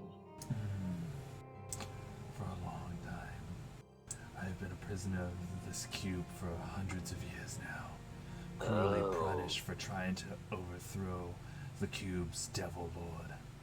Oh, good God. He's been here for hundreds of years. Oh, boy. Yes. Here. Allow me to better explain the way this island's formation is. Please.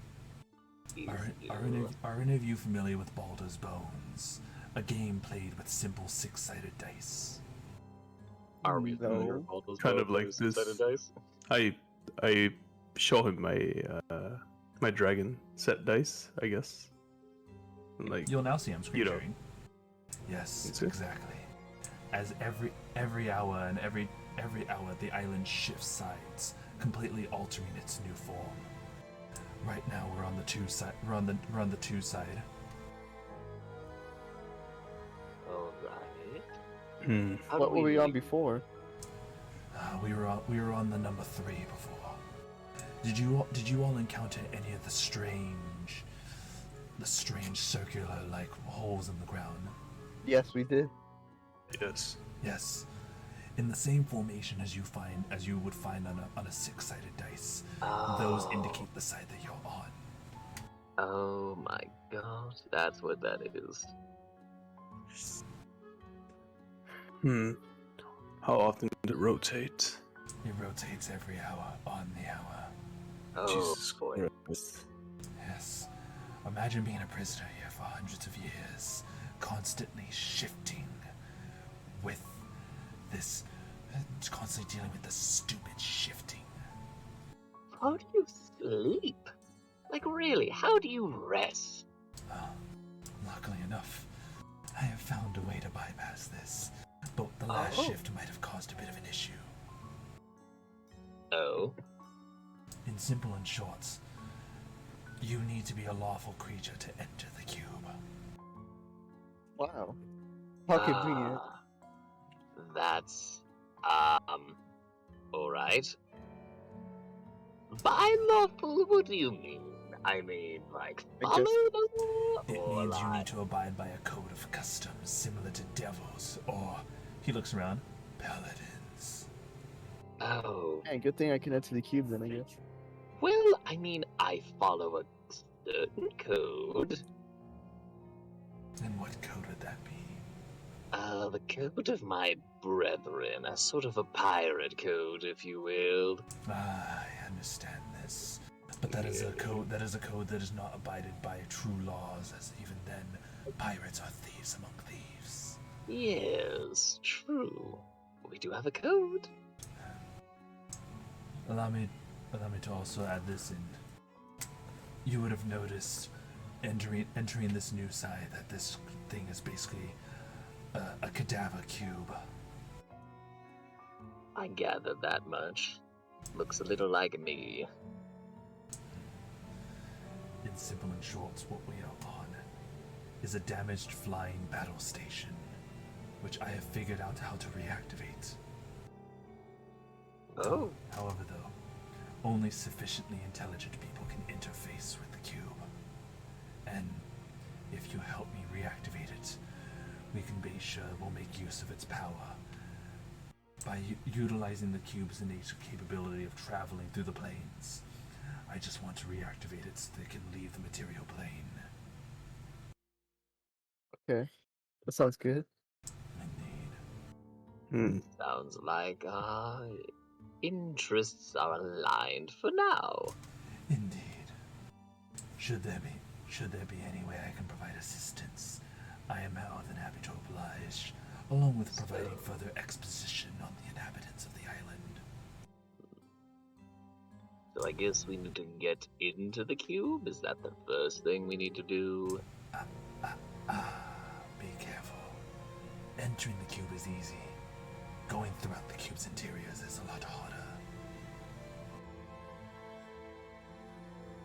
In simple and short, that cadaver collector is not the only threat on this island. Great. My enemies of the island are ruthless, evil fiends, the Yugoloths. If they find you, they will kill you on sight. Wonderful.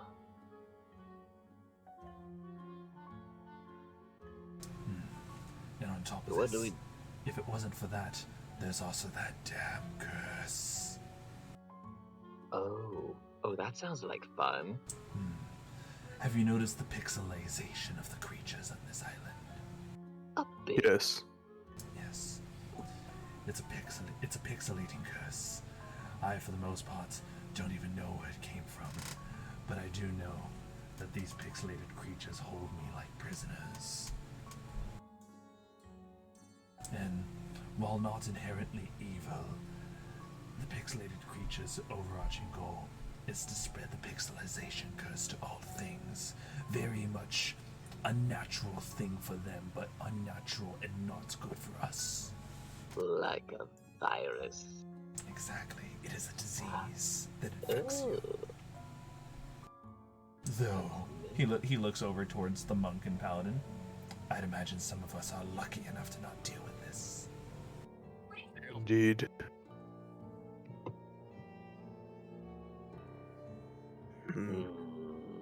So what do we Well. do first? Our goal is to try to find intelligent creatures that inhabit the island. Remember, the only way for us to take control of the cube is to find sufficiently intelligent people.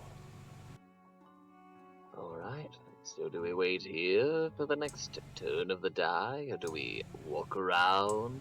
Because as you pointed out before, I cannot get inside of the cube. Indeed. You will need to explore the cube. Every side has a new facet to uncover. Though be aware, while things look normal right now, look right there. He points to the ground where you can already see that the ground that was previously wet, now being oxidized, is slowly beginning to repixelate. What the heck? The river Styx halts the curse for a time being, but be aware that in a mere matter of 4 hours, the cube side returns to normal if the cube does not shift. It is very lucky. There are sometimes hours where the cube doesn't shift, where the cube remains on one side, and sometimes even days. But on days more common than others. The cube shifts on every hour. What the hell? It is a strange occurrence, this island is. But the sooner we gather intelligent creatures to regain control of the island, the sooner we can get this heap of metal out of the material plane. Well, I'm on board with you, absolutely. Let's try to find some intelligent life then. I look around for intelligent life on this side, although it seems it's pretty flat here, right? No, not necessarily. So basically, the way this... Okay. If you recall, I mentioned that there were, like, pixel hills that you'd have to, like, cross over. Gotcha. Those Okay, hills there are are more hills like... on this. Those hills are more like mounds of dead bodies. Alright. And well, so... To say the rolling hills are here, and the hills have eyes, would be a way to describe this place. My god. Funny. Mhm. Alright, I guess let's do some exploring. Yes. I need to stay hidden and on the move. I understand that traveling together is safer, but if those people find me, they will kill me on sight, even more of a priority than you all. I will simply be an anchor. Right. Alright then. We'll just wave you down if we find anything. Why not? My time in the island has given me familiarity. I will be here. I will be around when you need me. Alright. He Let's hope says, so. throwing back on his cowl and skulking away. What an odd individual, as I'm scratching the inside of my eye socket. That's so Such a- gross. such a- What? Oh, I just have a little bit. I just kind of like tilt my head forward, and a little bit of that black ichor falls out from the river sticks. A little bit of sticks inside my brain still. Luckily enough, something to also note. I'm gonna give this as the last reward for the nat 20. Getting the river sticks splashed on you is much different than getting like a bucket of the river sticks thrown on you. So like even like small little like visual things like the small river sticks water coming out of your eye sockets is more than fine to endure. Okay. Ugh. Ah, Okay, well, so, shall we? trot probably along? should. Yes. Oh, what great So adventures which- are these? The dead guy, the robot, and the frogman. Yep. Maybe I'll Oof. write a book about this. Can you Alright, even see? Like, I can. no, you I can't. mean, I have. we writing established Yeah, how would you be skills. able to write it if you Yeah. can't see? I You mean, can. you know, I have sensory, memory. I know where like my hand was a second ago, so I just drag it across, lower it a bit, and continue writing. Drag it across, lower it about another inch, and keep writing. I just won't be able to Mhm. tell if I run out of ink. Oh, I know. Maybe I'll dictate it and somebody will write everything down. There, problem solved. We just have to get off this island. Let's hope so. I suppose Okay, that's good. so Yeah. which way? Blind does not That- equal illiterate. Yes, that is true. Let's go It'd that be way. difficult to Okay. write if you Mm. can't see, but okay. Not Braille. Okay, so Not Braille existence. He doesn't know. allow me to now utilize this to help you guys This is better Dwarvish understand where you guys Braille. exist. Dwarvish Braille. I'm sorry, say that one more time. Oh, he's doing something. That's where we're at. Oh, nice. So, for the most part, I like a lot of this is very still like it's not to scale, as those circles are supposed to be 20 feet in diameter, and the cube, every side of the cube is always 600 feet by 600 feet. All right.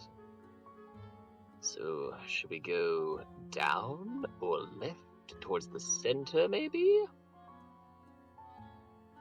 Oh, definitely not where we came from. Maybe the circles have something to do with it. You want to explore this circle real quick? Yeah, sure. Maybe you can figure it out. Yes. I mean, it'll be nice to know how to get in, even if I can't. Alright, so getting closer and closer, you're now able to see that what Vargo said was true.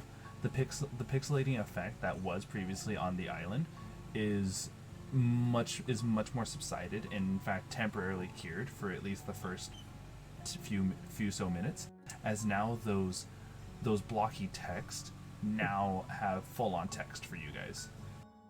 Nice. And so trying to pull this up. There it is. Okay. These doors are 20 feet wide, 6 relatively thick, and at 4 cardinal points just outside the edge of the door, smaller 1-foot wide circles are covered with symbolic patterns of law and set with the indentation of a handprint. I'm curious enough just to test it just a bit. How big is the handprint? The handprint looks to just be like about a normal medium-sized creature's handprint. Ah, I'm small. Oh, I'm Who hears sorry, me? you can't go in then. My hand would be just too small for the thing to fit. I guess it is. I'm sorry. Well, I'll try to put my hand against it. I just want to test it.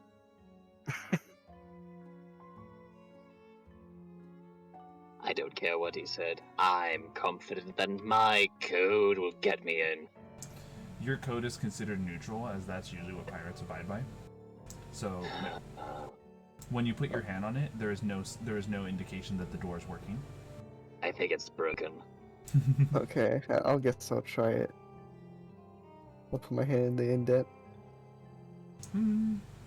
Describe to me why you believe yourself lawful. I'm a monk. Monks aren't inherently lawful. Been in a monastery for quite some time. That's still a state of neutrality. Sometimes monks, there can be, I would believe a chaotic or a neutral monk more than I would a lawful monk that abides by the laws of society, or by the laws of their society, like society at large. Like, usually, like this is what I'm saying though. Explain to me further, other than just I'm a monk. Well, I help people. I do what's up.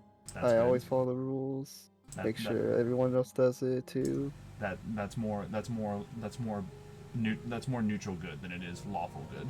Man, lawful good must be really hard to do then.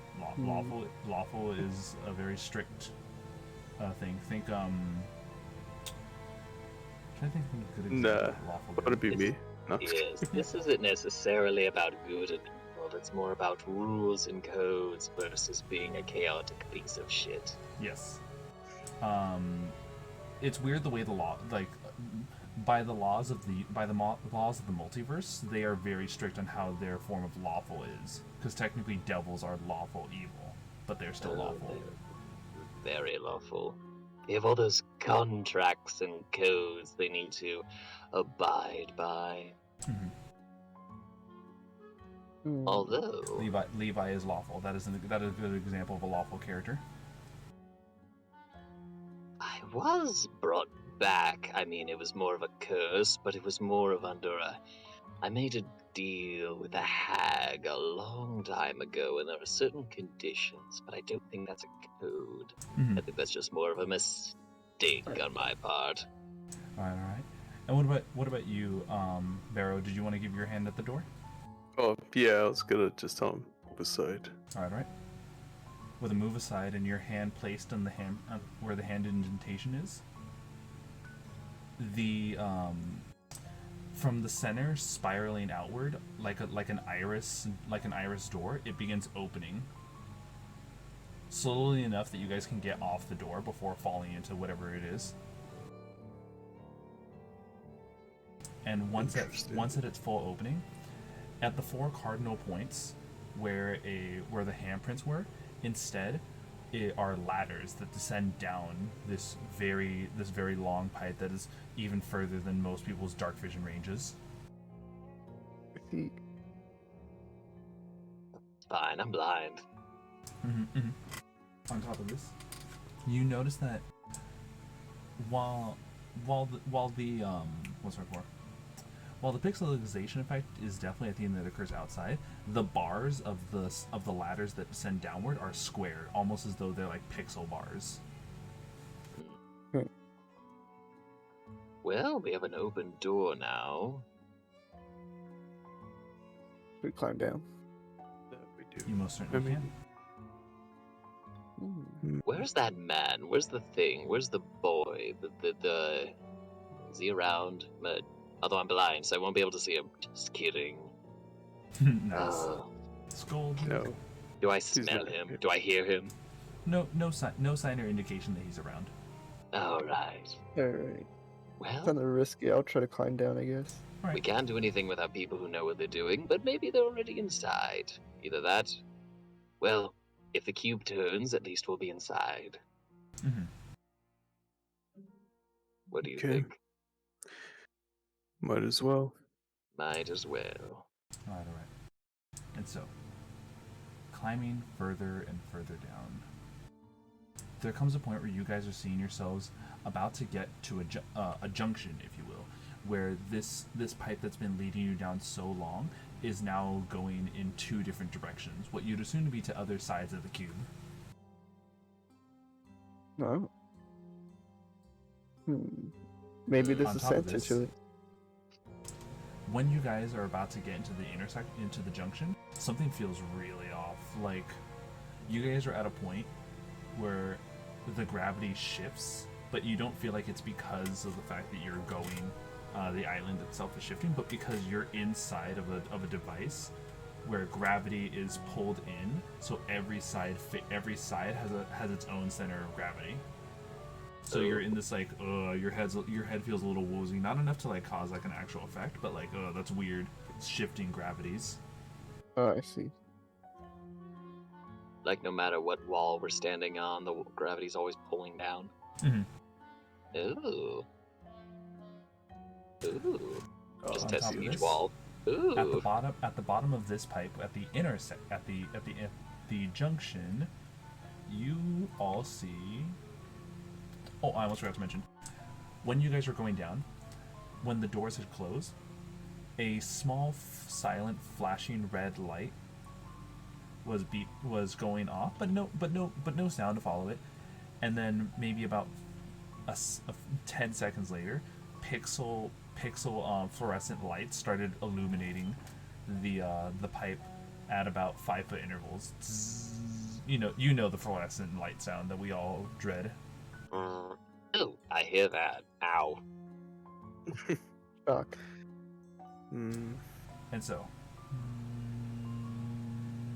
the Is there a bee coming? I know, right? I hate No, bees. at the bottom of this at the bottom of this junction, you see a unique pair of glasses. These glasses, oh my god, I know what to do.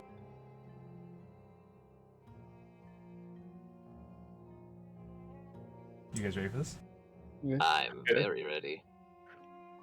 D&D images as well as on stream.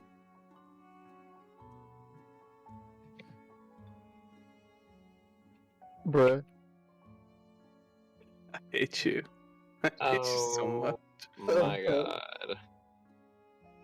By the way, every magic item you see here, it will start to be available in the homebrew world. These glasses look to be made of pixels, but almost like they were designed to look like that, rather than being malformed by the island's curse. Can I wear them? These are the Putting on. weirdest eye patches I've ever felt. The square lenses of these pixel glasses are cut of thick, dark glass. And while wearing the glasses, you can see that the fluorescent lights, while, maybe looked pixelated at first, still maintain their rectangular shape, but you can make out more details. The bars of the ladders now actually resemble that of a proper rounded bar rather than a pixelated one. Oh, pixel vision. Pixel vision. However, though, any objects, any normal objects, are hideously distorted.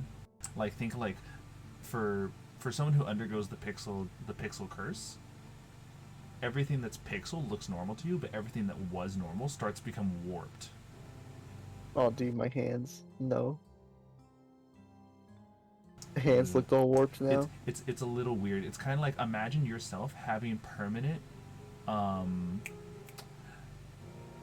warped mirror vision, like the kind of like when you go to a carnival and like you go to a mirror and it's like it does weird things just the way it's bent. Yeah. Ooh.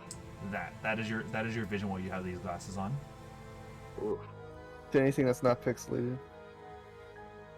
Oh man. Yeah. That is crazy.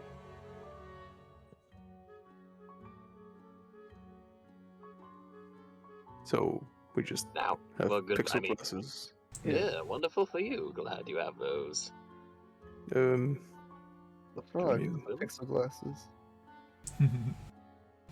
What is it? Pixel glasses? Just deal with it.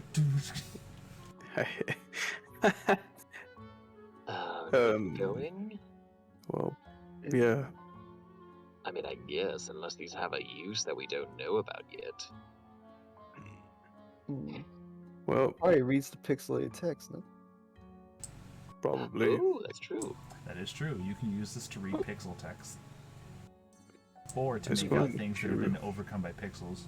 As you get a feeling that usually an island full of pixelated cadavers would not spell well for most people, but for someone with these, it's very easy to pick apart treasure from the dead bodies.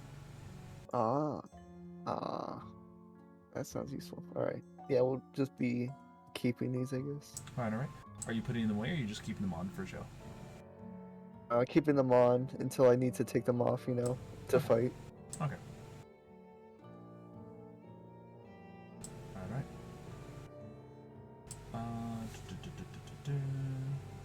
Alright. Can you please roll me a Constitution saving throw? Oh, me? Yeah. Okay. Oh boy.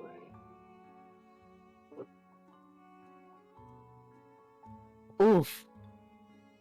Alright, can you please roll me a d6? Wait, did you add the +5? That would be a that would be a 10. 10 total. Yeah, I didn't even see that. Holy fuck. All good. Please roll me a d6. 6. Alright.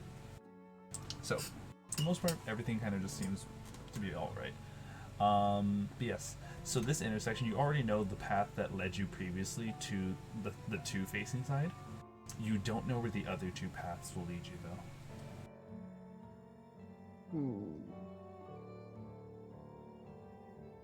Trying to remember which side the 2 is on a die.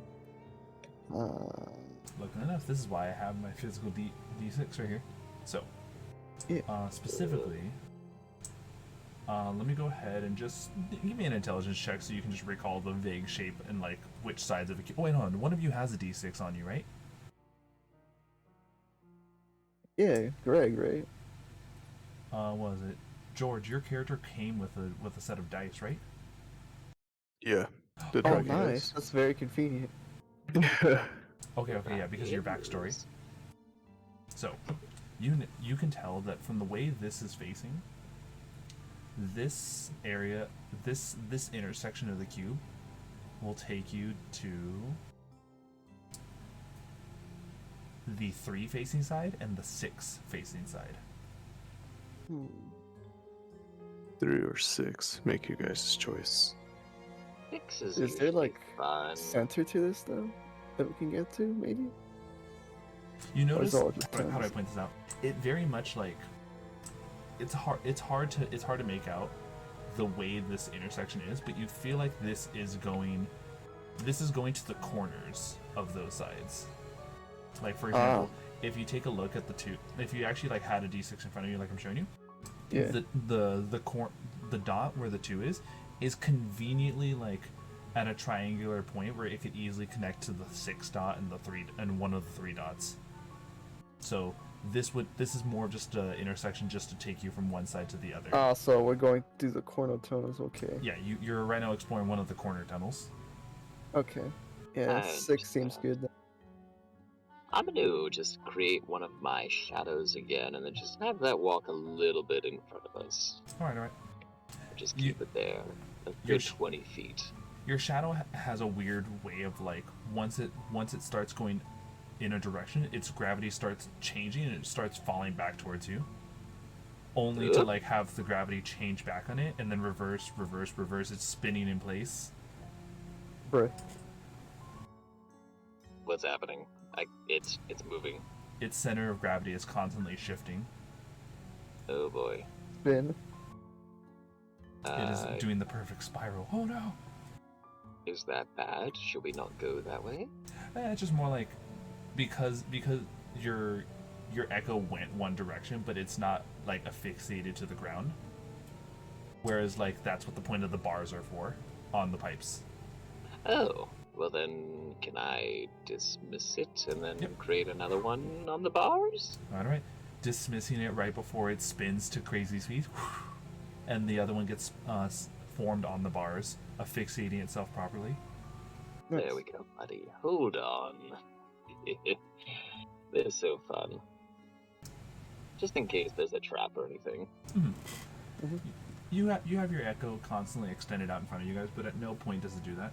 Which side would you guys like to be going to? To the 3 or the 6? The 6, right? 6 Yeah. is I mean, it's the biggest number. Fun things usually happen on a 6. But that's pretty obvious, isn't it? But we should still try it. Absolutely. I'm all for fun.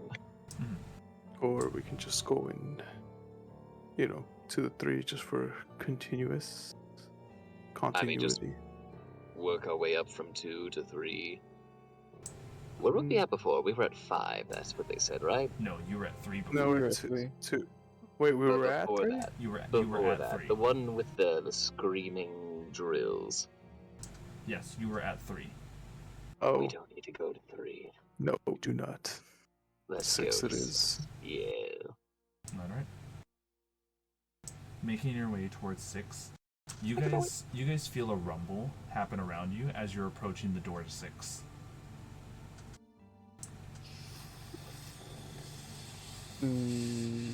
Perception check? Do I hear anything that might be happening?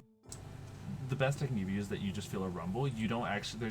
There's nothing in your environment that would give it away until you reach a certain point. In which case, when you guys are going up, same thing. The fluorescent lights are lighting up, and you can see that it is basically what you guys saw before with the doors. It is a circular, 20 foot diameter with handprints on the sides.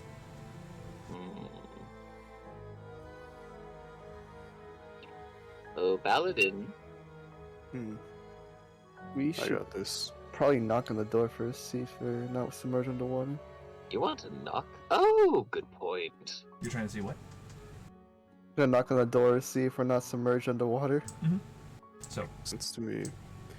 with a knock on the door, it sounds like there is no water in front of this. Yeah, it seems safe to go out then. It's a trap. I don't trust it. What's your call, But Paladin? let's God damn it. I Yeah, opened that shit. Alright. yeah. And so with the opening of it, you guys see that now the 6 side is the new up-facing side. Oh, good. I suppose we Oh. climb out? Up we go. Let me go Up ahead and we make sure I go. have this right. Shadow out first. So this will put you. I'm physically looking at a D6 to make sure I know which corner you guys actually end up on. Props. There we go. This is the corner you guys come out from. I think. Oh, hold on, wait. Thank you, Matt, for showing me this. That one, yeah. Here's the corner you guys come out of. Nice. Coming out of this one, you can definitely see that this another hillside, though the colors and like with the fact that these bodies were just freshly submerged in water, this place is probably the biggest collection of mounded dead bodies you have seen thus far. Oh boy. You see, you got anything? Using your pixel glasses, you go ahead and give me a perception check among the bodies. Oh man, good thing I'm proficient with perception.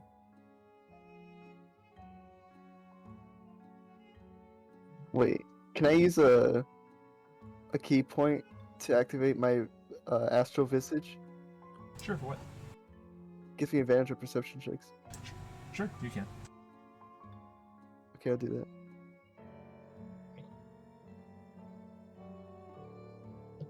$17 plus a 5, right? Or is that just for No. saves? That's only for saves. Okay, so 17. All right.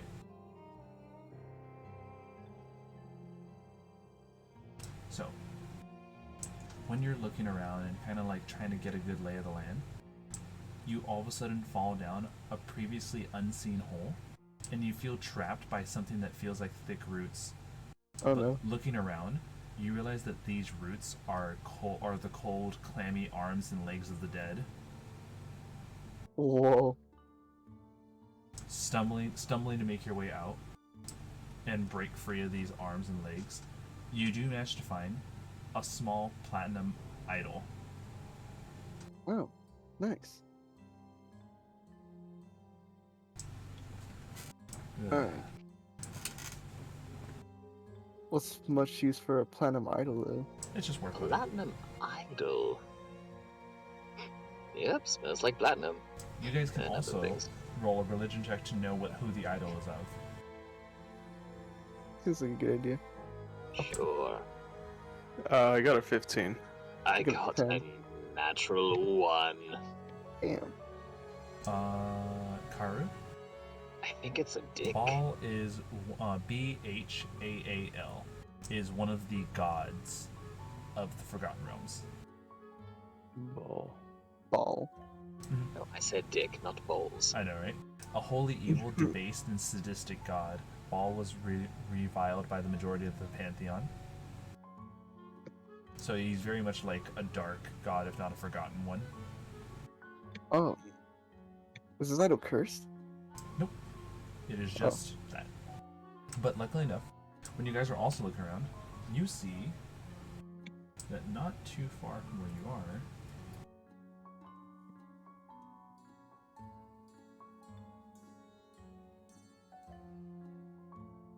is a small boat.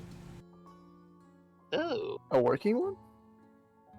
And basically what looks like an ordinary wooden rowboat, similar to any that you would have guys seen in any port. Huh. It lies here among the cubic land, among what once was a cubic landscape. I don't know if I told any of you this, but I am very proficient in sailing. Nice.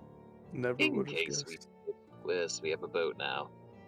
Think we Oh, could get that's- far with such a tiny rowboat? Oh, you'd be surprised. Most rowboats can fit up to 4 people. Though one thing is that as you look at the environment, while the rest of the environment has been going under the effects of the pixelization, this waterlogged boat is filled with the same black water and thus is not becoming pixelized. Mm. Should we tip it over? We should probably Or get should in we the leave water it? first. Well, I mean, like, should we empty it of the water? We're not supposed to touch it, right? I think as long as we're not submerged by it, it should be fine. Margaret, how are you doing over there? My grung player. Yeah. How are you doing over there? What do you mean? How often do you need to be in water? Like Oh. an hour a day? Okay, so we can still say that you can hold off on your hour you need on your time in the water needed for now. You don't by chance have a spell that can create water for yourself, do you? I'm a monk. I do not have spells. Oh boy. Do I have that? No, I'm a ranger. I can't do that. Nope, just kidding. Well, we gotta get quickly. Alright, so we have a Shame we don't have rowboat. the way Do of the we 4 see- elements. Shipping one of the 4 elements, dude. For one time, it would be useful to have that subclass. If I knew it. very specific time. Oh boy. You know, if I make a fog cloud, maybe you could just like roll around in that for a while. Nice. For Fog an is hour water. straight. It lasts for an hour. Think dipping your toes in the river sticks would help you. I mean, It has to be like submerged, body submerged. you'd probably be a little dumb for a while, but Better than being dead. hey, I only gain like 1 level exhaustion. right here. It's not that bad. Don't need to eat. Don't need to breathe. Don't sleep. God, that is depressing. Yes, you don't want this. Never mind. God, I miss bread. You don't realize how much you actually miss bread until you don't have it. I heard garlic bread is especially delicious. Oh, don't Garlic? do that. Oh, I miss garlic bread. I guess it's Oh. good that I've never tasted it or cannot miss taste anything. Dreaming. I miss dreaming. I miss drinking. Oh God, I miss drinking. Hey, hey, Kaeru, can you please roll me a d10? Sure. God damn it, dude. Don't do it. You don't have to do it. Don't. Where did the DM tell you? Tell me me to roll anything. the You just told me to roll a d10. You don't do it. It'll never roll happen. the 10. A 10. Okay. You keep hitting the max, dude. You've done it twice now. Lord, That's watch weird. the max of the worst. Does anything even happen? It's like 10 enemies pop up. Another cube shows up. 10 cubes show up. No, it's a bigger cube. It's a cube Alright, with 10 sides. I'm about to DM you something that is very much like, it's something that you're gonna have to deal with, okay, and roleplay here. Oh boy. Okay.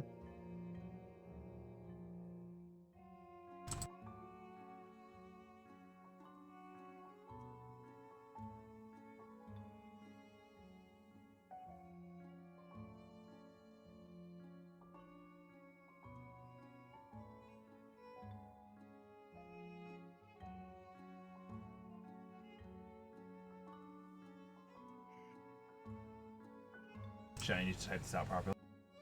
Okay.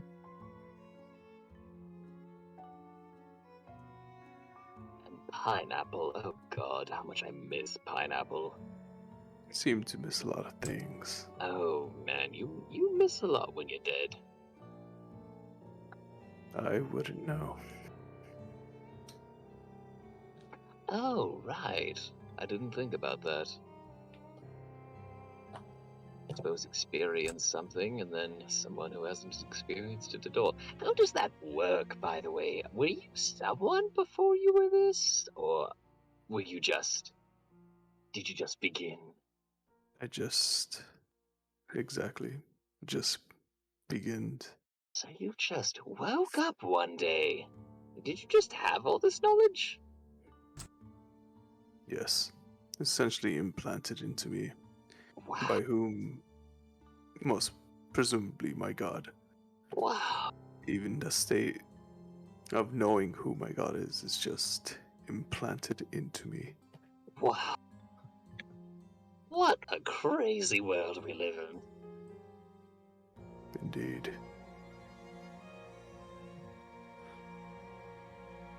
So Alright, how you got did that? you come to perish and come back? Hmm. Yeah. That is what you have to work with now, okay? Oh man. I'm gonna have to roleplay. It's gonna be hard. Yes. So it's up to you. Like, obviously, the former of that sentence decides whether or not like your character actually changes right now based off of what your stance is on that. But it's the latter that matters more. Okay. All right, so.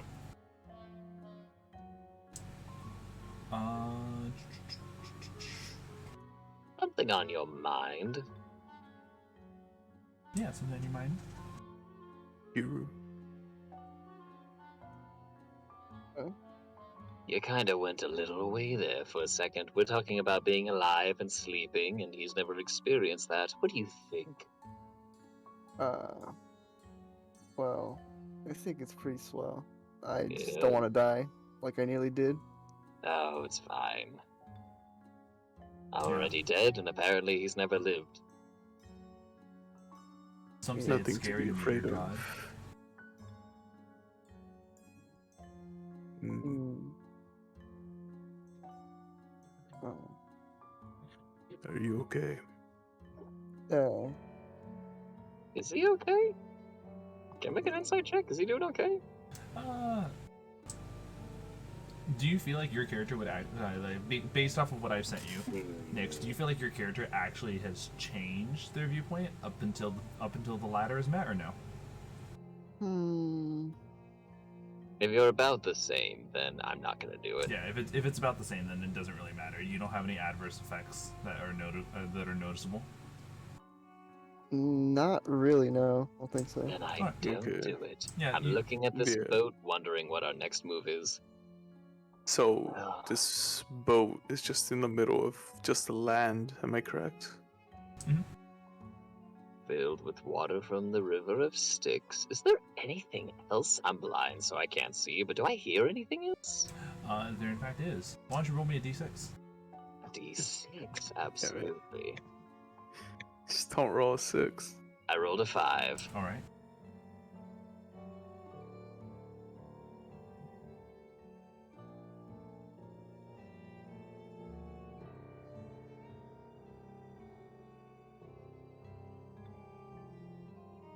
All right. So you hear voices coming off in the distance. Oh.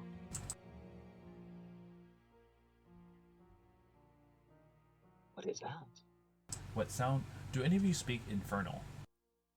No. Damn, no. Of all the languages I could have chosen. No, I I don't. speak Common, Dwarvish, Elvish, and Undercommon. You don't speak Infernal? What?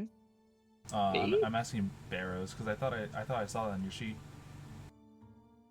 Oh, I thought it was because like that'd be like a warlock thing to do. Speak Infernal. Checking. I didn't think so. Shit, how do you check? No. Oh yeah, I do speak Infernal. Fuck, dude. All right. Oh you man, hear this. okay. That's a save. Wait, do you hear that? Speaking some language, do you hear that? So Translating. while those of you hear this type of like language that sounds like it's constantly scratching the back of your head while whispering into your minds, you hear this in translation. Hurry.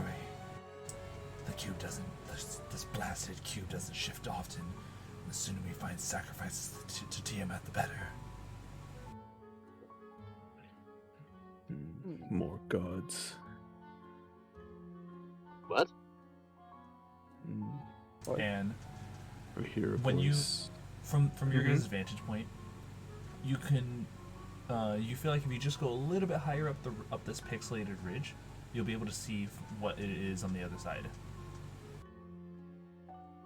What do you hear? Is it a group of people or just like two people? It definitely sounds like a group. a group of people Hmm. wishing to have sacrifices for Tiamat. Oh. Can I make a, Fun. I guess a history check or whatever for Tiamat? Religion. Okay. If you said the name out loud, everyone else can do it as well.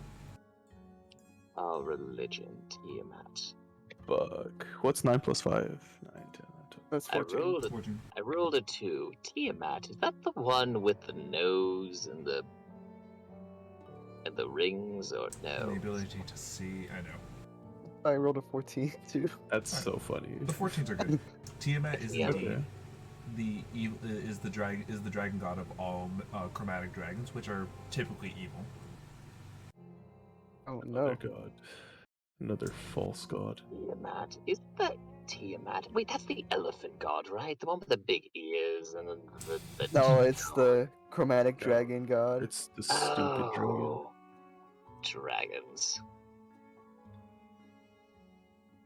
Dragons. So Yes. we Yeah, have they're some very codes. evil. Don't want to Oh. fight against them. What, the dragons or the people? Tiamat. Yes. I don't know. Tiamat What does about not these matter people? right now. These people do. So, What do they I look guess I- like? That's I, true. I Should have we no go- idea what they look. should Yeah, we we should take probably a look see what. look? Yeah, look see. Let's Should we see. sneak? Let's be sneaky. I can try with my disadvantage +1. I got you. I'm gonna cast Pass Without a Trace on us. Beautiful. Oh, nice. You all go Oh, plus nice. 10 on this roll. Go for it. Yes, you add plus Okay, 10. so that's a 14 and that's a 16. 20. That's a 28. 28 stealth, let's go. 25. That's funny. Yeah, I got a 25 I believe too. you're going to add 10 to that, aren't you, Hugh? Oh shit! I'm 34. Just kidding. Jesus. So, with successful stealth, you guys look over the ridge and see 4, what I can only describe as if what looks like the horrible love child of a white dragon and a fiend put together. An abomination. That Hmm. kind of sounds fun. This I mean, does it look is- like an abomination, or does it look like here, let me- everything's I'm kinda getting you similar? guys an image. Cool? Oh, my character just thinks Like, is the it's mouth an like coming out of the abomination. side, and there's like an eyeball on its belly button? Not that grotesque. Okay. Yep, still an abomination. Ooh, Whoa. That's still pretty cool. Look at Yeah, that. it's dope actually. I'd tame that. With previous knowledge on what you guys have faced thus far, as well as I'll give you it for that Tiamat check. You know that Tiamat's most loyal followers are fiends called Abishais. Oh, so these are Abishais, right? These are white Abishais in specific. In the hierarchy of fiends, Abishai are the weakest, though they when traveling in packs, they make formidable foes. I see.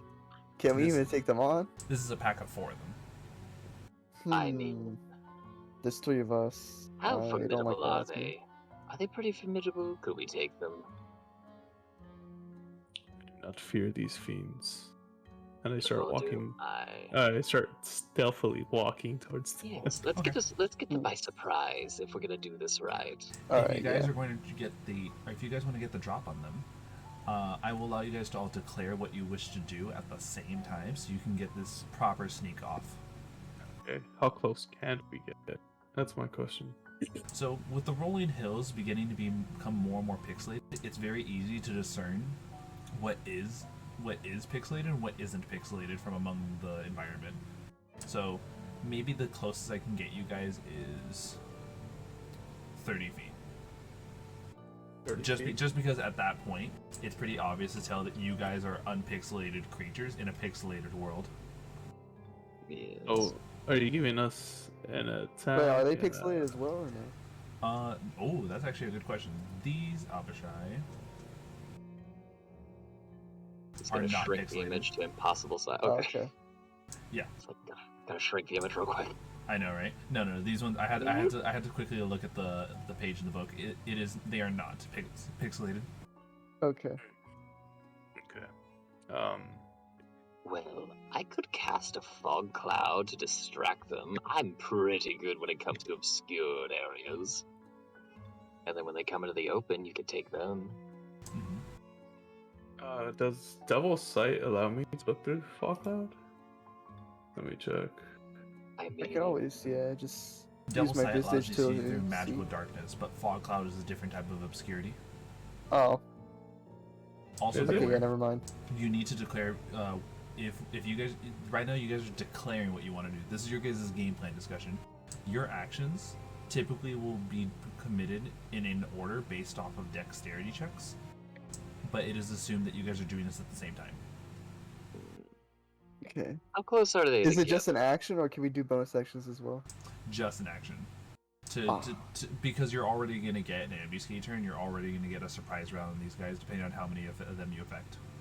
Okay. I'm I feel just like gonna... a fog cloud would disorient them, and if they run in different directions, that'll spread them out a little bit. I'm I'm just gonna throw an Eldritch Blast. I will cast Fog Cloud on them. Okay. Alright, I how need many to get Eldritch, close to Eldritch hit Blast them. shots can you get off?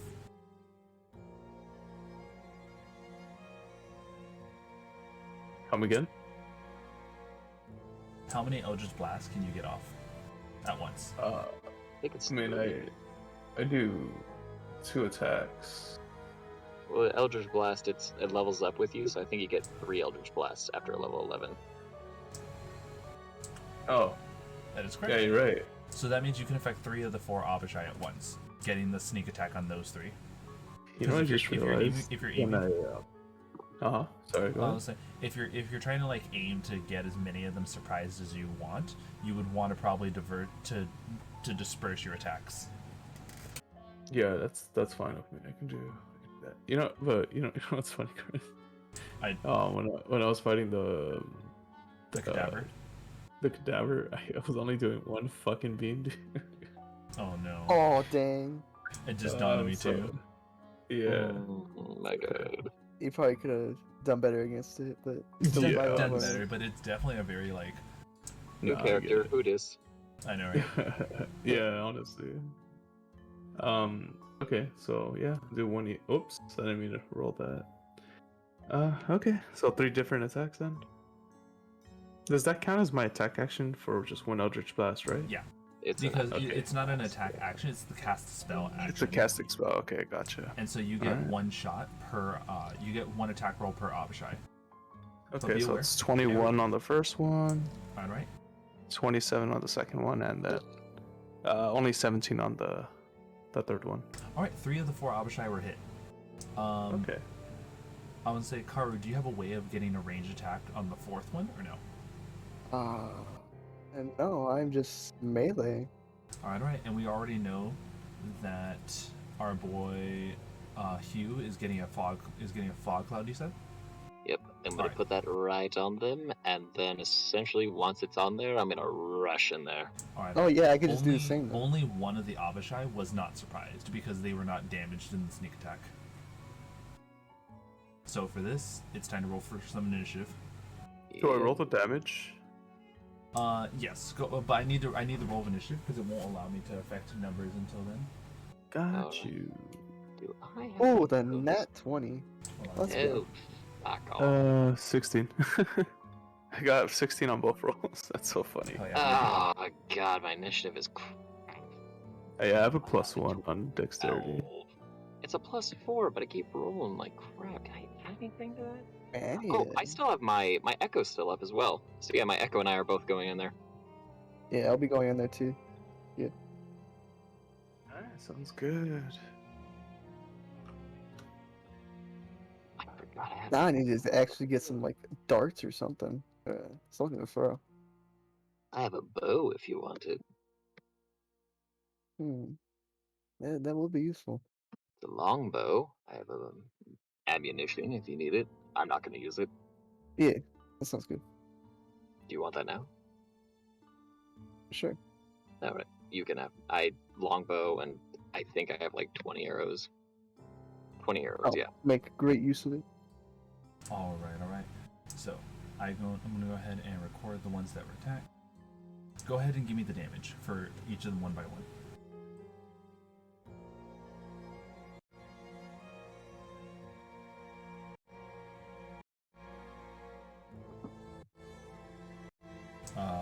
Barrow, I'm sorry, what? give me the damage for each of them one by one. Sorry, I couldn't hear you. I keep hearing, like, the pauses. Oh, give It's me weird. the damage of your Mhm. 3 individual Eldritch Blasts. Got you. So that's 9 plus 5 for the first one, 14 damage. 10 plus 5, 15. And then it's... Wow, 9 plus 5, 14. Wow, that was really good. Nice. Yeah, Hell yeah, good damage on this. holy shit. Alright. I think that's the best damage I've rolled in, like, forever. Well, that was what? Nearly 2 out of 3 max hits and 1 maximum hit. Yeah. I Nice. hear that too, chat. The music bot is skipping right now. Yeah, I think that's why it kind of Yeah, I heard it. confused me. And Alright. Thank you, Alright. Zuba. I appreciate you role-playing the surprise and the Abishai.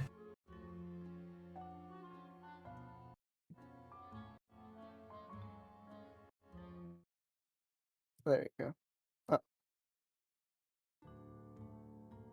There we go, much better. I had to Nice. reconnect. I had to disconnect and reconnect.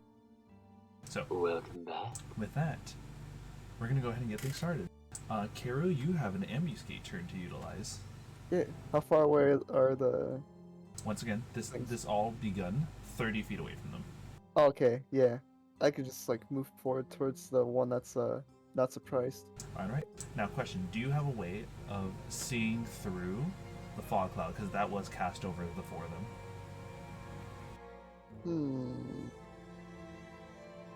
Yeah, it doesn't go through magical dark. This is not magical darkness, is it? No, it's just really heavy fog. I see. You can Yeah, I don't hold your have. attack. I don't have a way to do this. Ah, yes, a perfect You just battlefield start for the shooting. blind fighter. Hopefully you hit something. All right. Yeah, I'll just have to hit it with disadvantage and take that off. All right. All right. So I'm just hitting the one that is a surprise with disadvantage. Right? That is correct.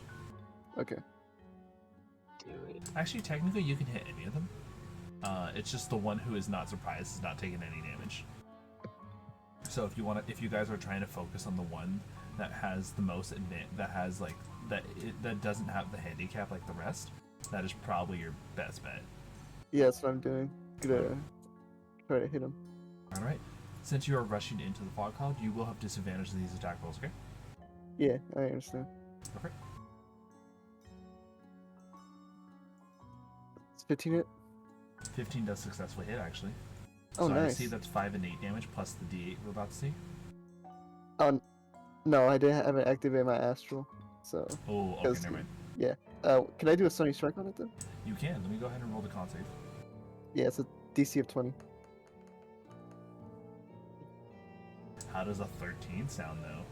Hey, let's go. It's stunned. Nice. So with your ambuscade turn, you have successfully stunned the only one that wasn't surprised. Nice. Alright, time to attack it again. Yep. Advantage and disadvantage cancel each other out, so you're good to go. Oh, okay. So I can just roll normally. Yep. Because the stun effect would provide you normally advantage. Okay, thanks.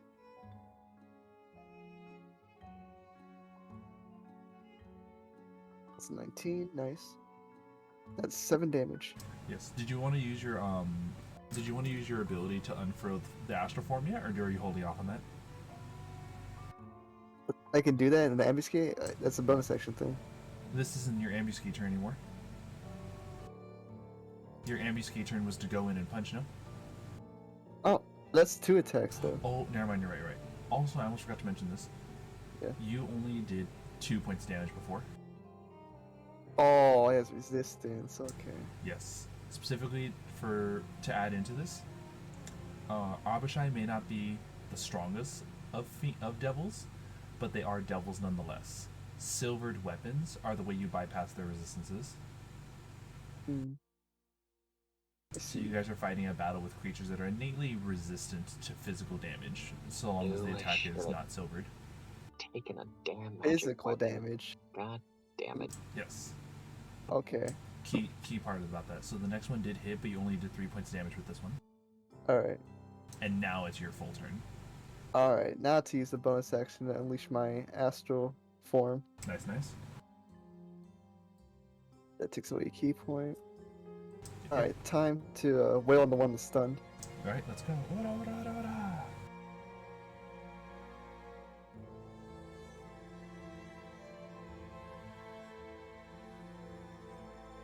Alright, it's 21. Roll the d8. That's 18 force damage. A nice 18 dealt with him. Nice. Alright. Second Oh, sorry to turn. mention. All of these fiends are scraped. Nice. Alright, second attack. Mhm.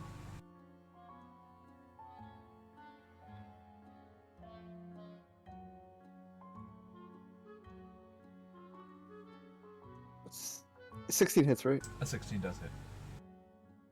Okay, that's 10 force damage. Alright, still scraped. Alright, and Flurry of blows or what? no, I can't because I already used a bonus action. Oh, that's right. So I think that's it for your turn then. Yeah, I'll probably just like, move away from the fog cloud. Right. Right. Barrows, you're up. None of the options have taken their turn yet. In fact, the only one that would have taken a turn normally is stunned right now. So Got if you him. do go in there to try to, or if you're trying to blast that one, the advantage and disadvantage would cancel each other out to make it easier to hit the one that's stunned, even if you can't see them. Sure. I'll just blast them. Yep. Blast. Interestingly enough, the surprised condition, well, because it's not a true condition, doesn't impose advantage on attack rolls against surprised creatures. So Okay. that would every other one would have been like a disadvantage attack roll. Shit. Does a 15 hit? A 15 does hit. Go ahead and roll me the Okay. damage. Nice. Wow. Oh my god, dude. 14 damage. 14 Okay. damage from your first shot alone has brought this creature from scraped to pounded. Go ahead and fire your next two shots. Nice. 19? Oh no, sorry, 18. Successful. Oh, either way. Dude, no fucking way. Okay, that's 15 damage. And from scraped to pounded into weak. Oof. Oh, 19? And with a 19, no matter what, the minimal damage of your attack is higher than its remaining hit points. So Okay. with three shots and all of these punches, all within this huge, massive fog cloud, the rest of the Abishai are in for an even bigger surprise when they find out that one of them was blown away before any of them could even see what happened. You guys literally smoke bombed, assassinated. Nice. Perish for.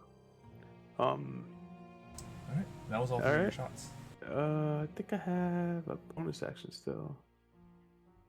And I will. Actually, no, there's no point in using any of them. Okay, no, that's it. Alright. Hugh, it's your turn.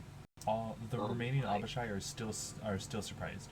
So if you do aim for attacks, actually wait, no, you have blind fighting, right? I'm running in with blind sight. I am not at disadvantage at all. Oh, In nice. fact, I get Advantage. advantage. Yep. Me and my So me and my Echo are just darting into the fog. Alright. Although we do not have any magical weapons, so this is going to be kind of underwhelming. But still, the first time I That's get to fine. attack. All right. Yeah. So yeah, first one I get into. And then first one I get into. I'm going to use my first attack with my short sword. Mhm. Which is at advantage, I believe, right? Yes. Alright. That's gonna be... Alright, 24 to hit. A successful hit. Also, just let me know, because the remaining Abishai, one of them is technically more damage than the rest, but only by 1 point. Do you care about attacking that one, or do you just want to call A, B, or C? A, B, or C. Whoever I get to first. Let's say B. Alright, B happened to be the one that took the extra 1 point of damage. Oh, so go for it. perfect. Alright, I'm gonna do a couple of things here with my first attack. I have weapon specialization, which means I get to do an extra D4.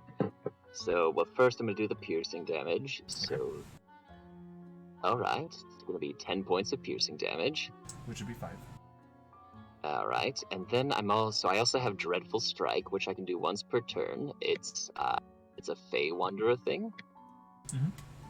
That's 3 points of psychic damage. The psychic damage does go through without any immunity. Perfect. And then there's the weapon specialization, which because I put it to these weapons, I can add a D4 to this one. So that's going to be 3 points of piercing damage. Alright, down to 1. Alright. My second attack, my Echo is going to be the one that does it from the other side. Mhm. So it's going to make it a roll at advantage again. Alright, it's pretty good, 25. So again, we have the piercing damage, which is 6. Mhm. And then we also have the extra D4, not the psychic, just the regular. 1. And then I'm going to use a Alright. bonus action to do my 2-weapon fighting and you swing with my other arm. Okay. So Actually, for wait, my hold on. third- Say what? Oh, never mind. I thought you were gonna do something else. But go for it. Oh. Is there something else I can do? No. Go for it. Continue. Continue doing Yes. your turn as you wish. Alright, last attack that I can do against the same creature, still at advantage. Oh boy, those are pretty good. 25, so again, 1d6, 6, alright, so that's 10 damage. And because I have another talent, where is it? Oh, it's 2-weapon rend, so if I am performing 2-weapon fighting and I hit a single creature with both my left and my right arm, I get to add an extra d4 of damage, so that's 2d4 in total. Nice. Let's go. So that's a total of 6 points of damage. Okay. Your full combination of attacks took this one from scraped into pounded. Ew. Do I do anything else? Can I do anything else? Would you like know to action what? surge or unleash incarnate? You know what? Unleash Incarnate actually sounds fun. I'm gonna do one of those, and it's gonna get. Yep. So I'm gonna give my shadow one more attack. All right, go for it. Fun Yeah, fact let's about do one of so those. here's one of the big reasons why I like Echo Knight. So Unleash Incarnate works every time you take the attack action. If you action surge, you can take 2 attack actions, which means 2 Unleash Incarnates in 1 turn. Oh boy. That's 6 damage, and I get to do another D4. D4, yep. Although, wait, let me double check something. Is that only one? Crazy idea. So because my shadow is attacking, and he said technically this is his second attack, would it be crazy to say that he uses his other hand to also attack, and thus he also gets the extra D4 for 2-weapon rend? No, because it only applies to your bonus actions, your bonus action strike, not your attack strike. Gotcha. Okay. Yeah. Okay. All right, so that's a 4. Perfect. Hey, you know what?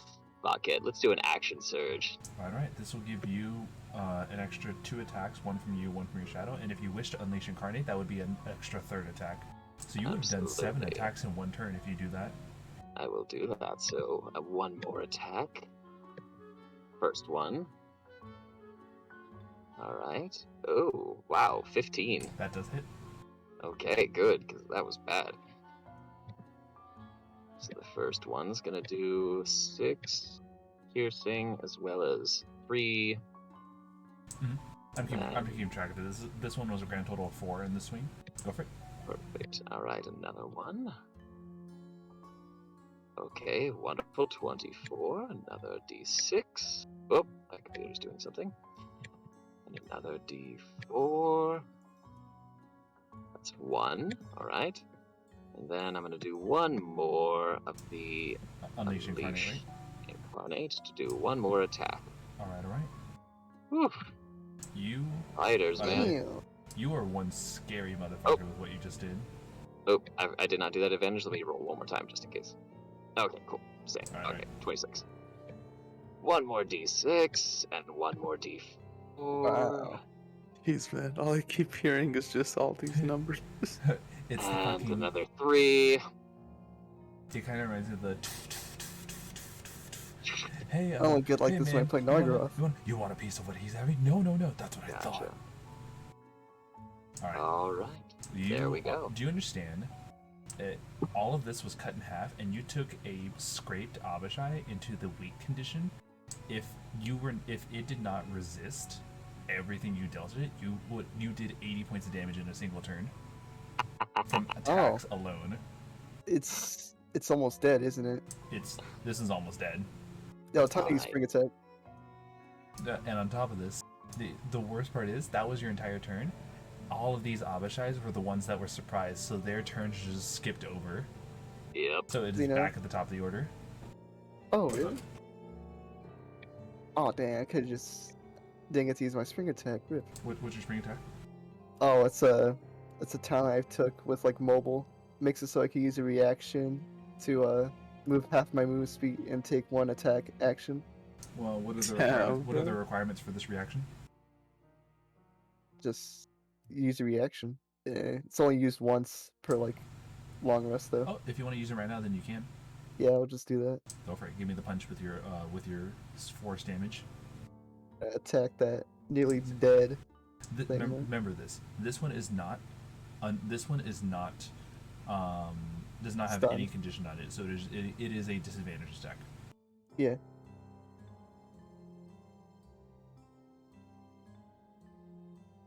Ooh, does a 12 even hit? A 12 does not. Yeah, it's unfortunate. But luckily enough, we're back at the top of the order. It is your turn. Alright. Time to attack it. With disadvantage again. Hmm.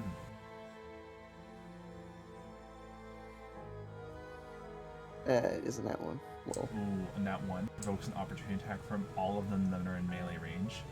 And no longer surprised, they all have a reaction. let's go. They're all gonna hit Come me. on.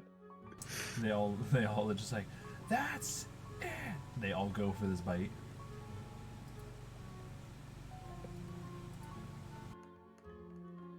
Yo, but like a fucking boss, you have Ultra Instinct unlocked as they rolled 11, 8, and 8. Nice. Completely dodging their attacks swiftly through them all. You continue your punches. Alright. I love that. Time for the attack.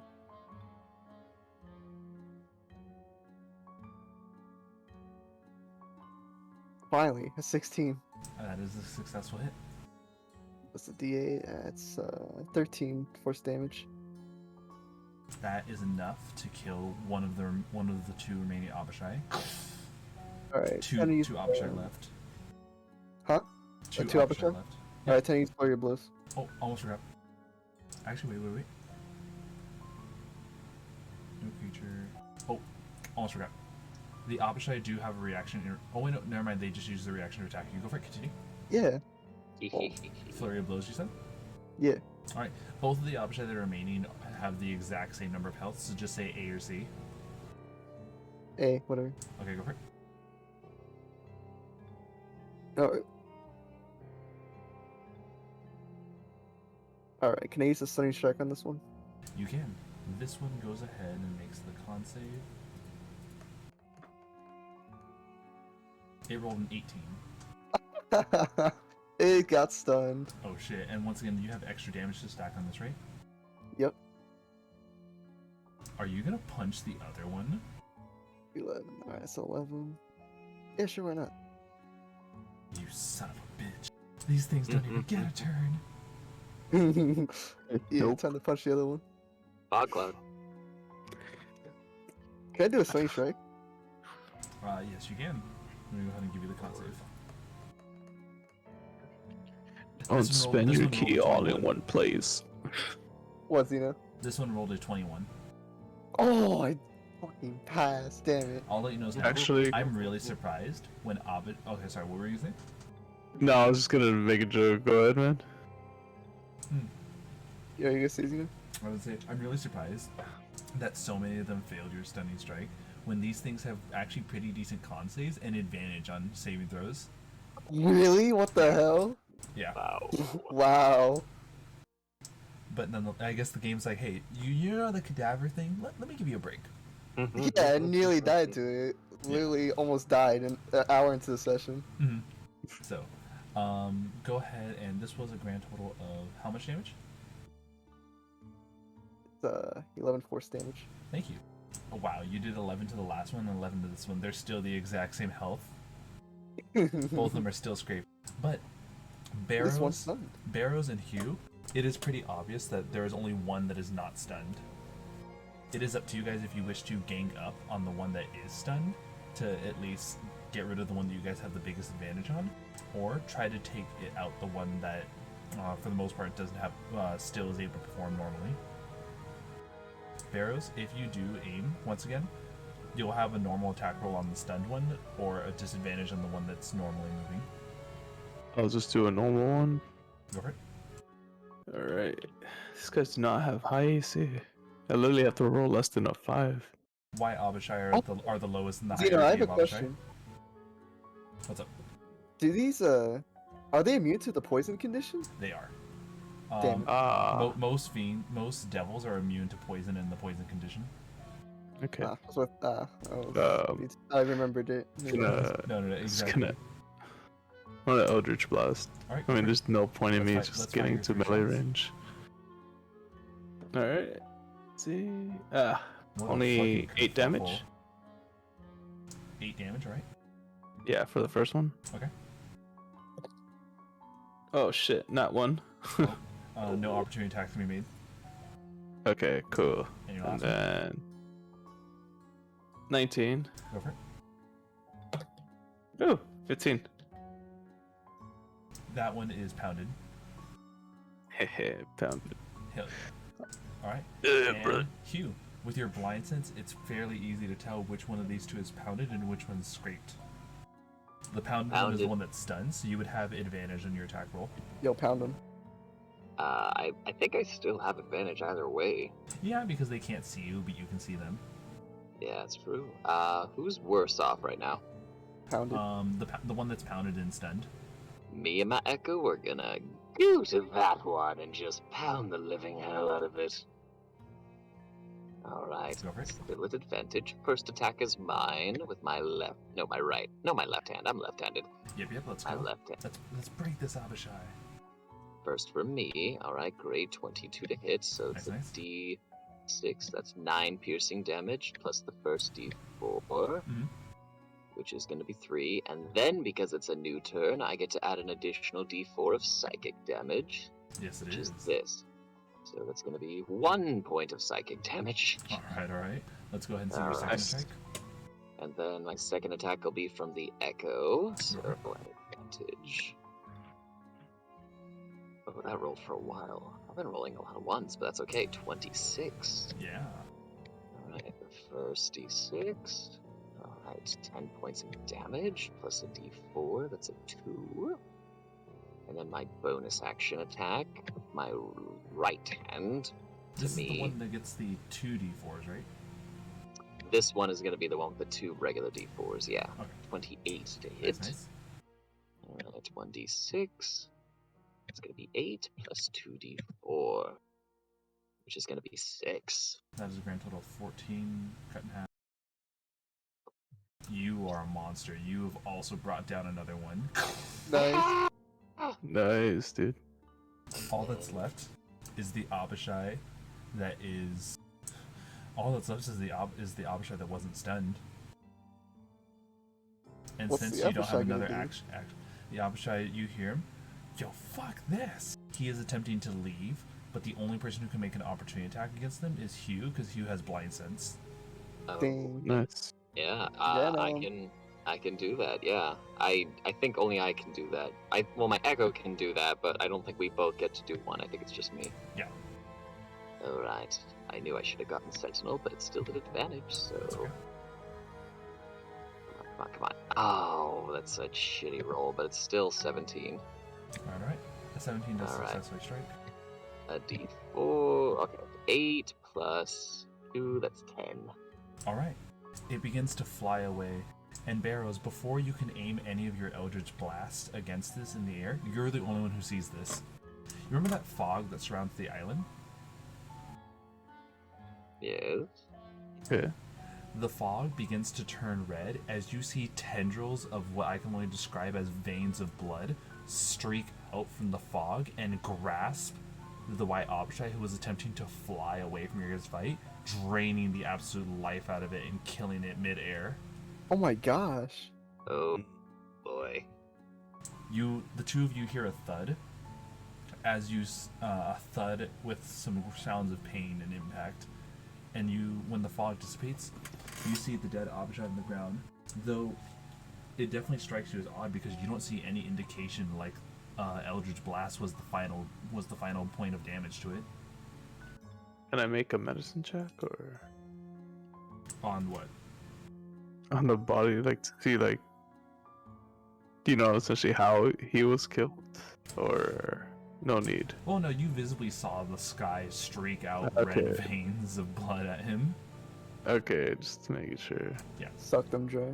You can You go ahead and sucked make an him up. Arcana check since you're the only one who saw this. shit. Fuck, I have a +0 on Arcana. We have but, to yeah. get the other one to chase them. Where'd he go? Fuck. I only got an 11, dude. That's fine. So Oh, nice. the very fog itself. Are you? So you're familiar with vampires, right? Everyone here knows what a vampire is.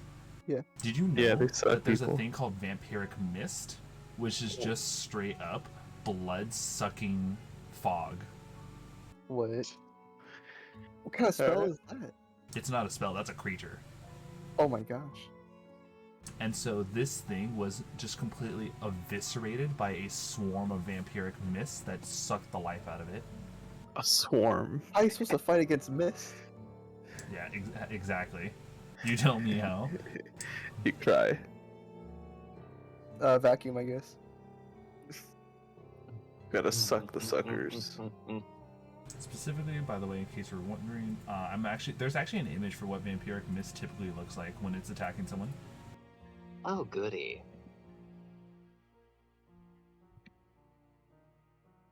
Oh boy, Oh man. not Very weird. nightmarish at all.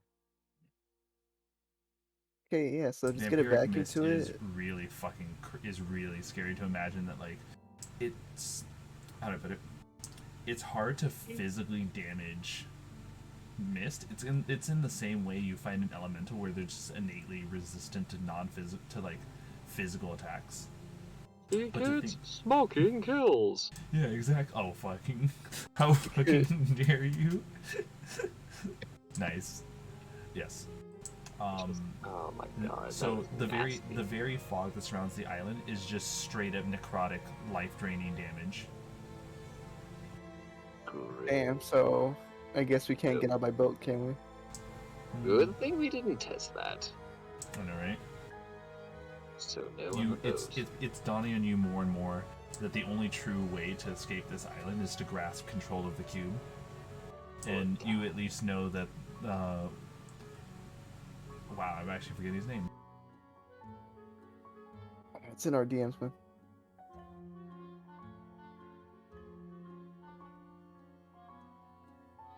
Oh, thank you. You at least know that Vargo is speaking. What Vargo speaks is probably the truth. You need to find intelligent people to help Vargo obtain control of this cube in order to properly leave this place. Did these bodies have anything on them that I could use? Let's take a look, actually. Yes. They were maybe resistant to stuff. Maybe they had something on that I could use.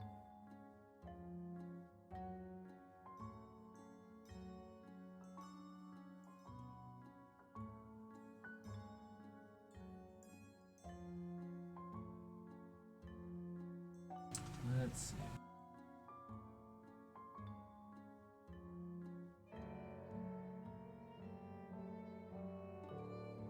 Well done, everyone. That was Nice, actually. So, that was lovely. that is, for the most part, the Abishai all just carried their standard weapons. A lot of their innate damage comes from their power impacts. Knowing that white Abishai are physically the weakest of all the Abishai, it scares you though to know that there's probably more out there. But with the More mysteries, blast for burst. with the mysteries of the island still ahead of us and more dangers to come, that is what we're actually calling for today's adventure. Some magical short swords would probably help. Really. Luckily enough, we like I mentioned to everyone in the audience, due to the fact that we're going to be missing some players for the next 2 weeks, for the next 3 weeks, this week included. We're running this small little adventure. It's one that I feel like we can wrap up in 3 sessions. You know, nothing too big. The island's not too big to explore, and you'd imagine that the interior may be dense, but that would probably take up a whole session rather than just like maybe a session and a half. But either way, we'll have to see how the more and more mysteries unfold in this strange place. Thank you everyone so much for joining in. It's been a pleasure having you all join us for today's adventure. If you enjoyed today's session, like what you saw and want to support, feel free to follow and subscribe on Twitch. For any stream notifications, possible chances to participate, and even content polls, follow the Twitter, check out the TikTok, and join the Undead Legion Discord, where you can hang out with us in the general chats. And for any VODs since today's episode, check out the Xenolage YouTube channel. I hope you all have yourselves a very safe night. We'll catch you all next time. Good night, everyone. Good night. Good night.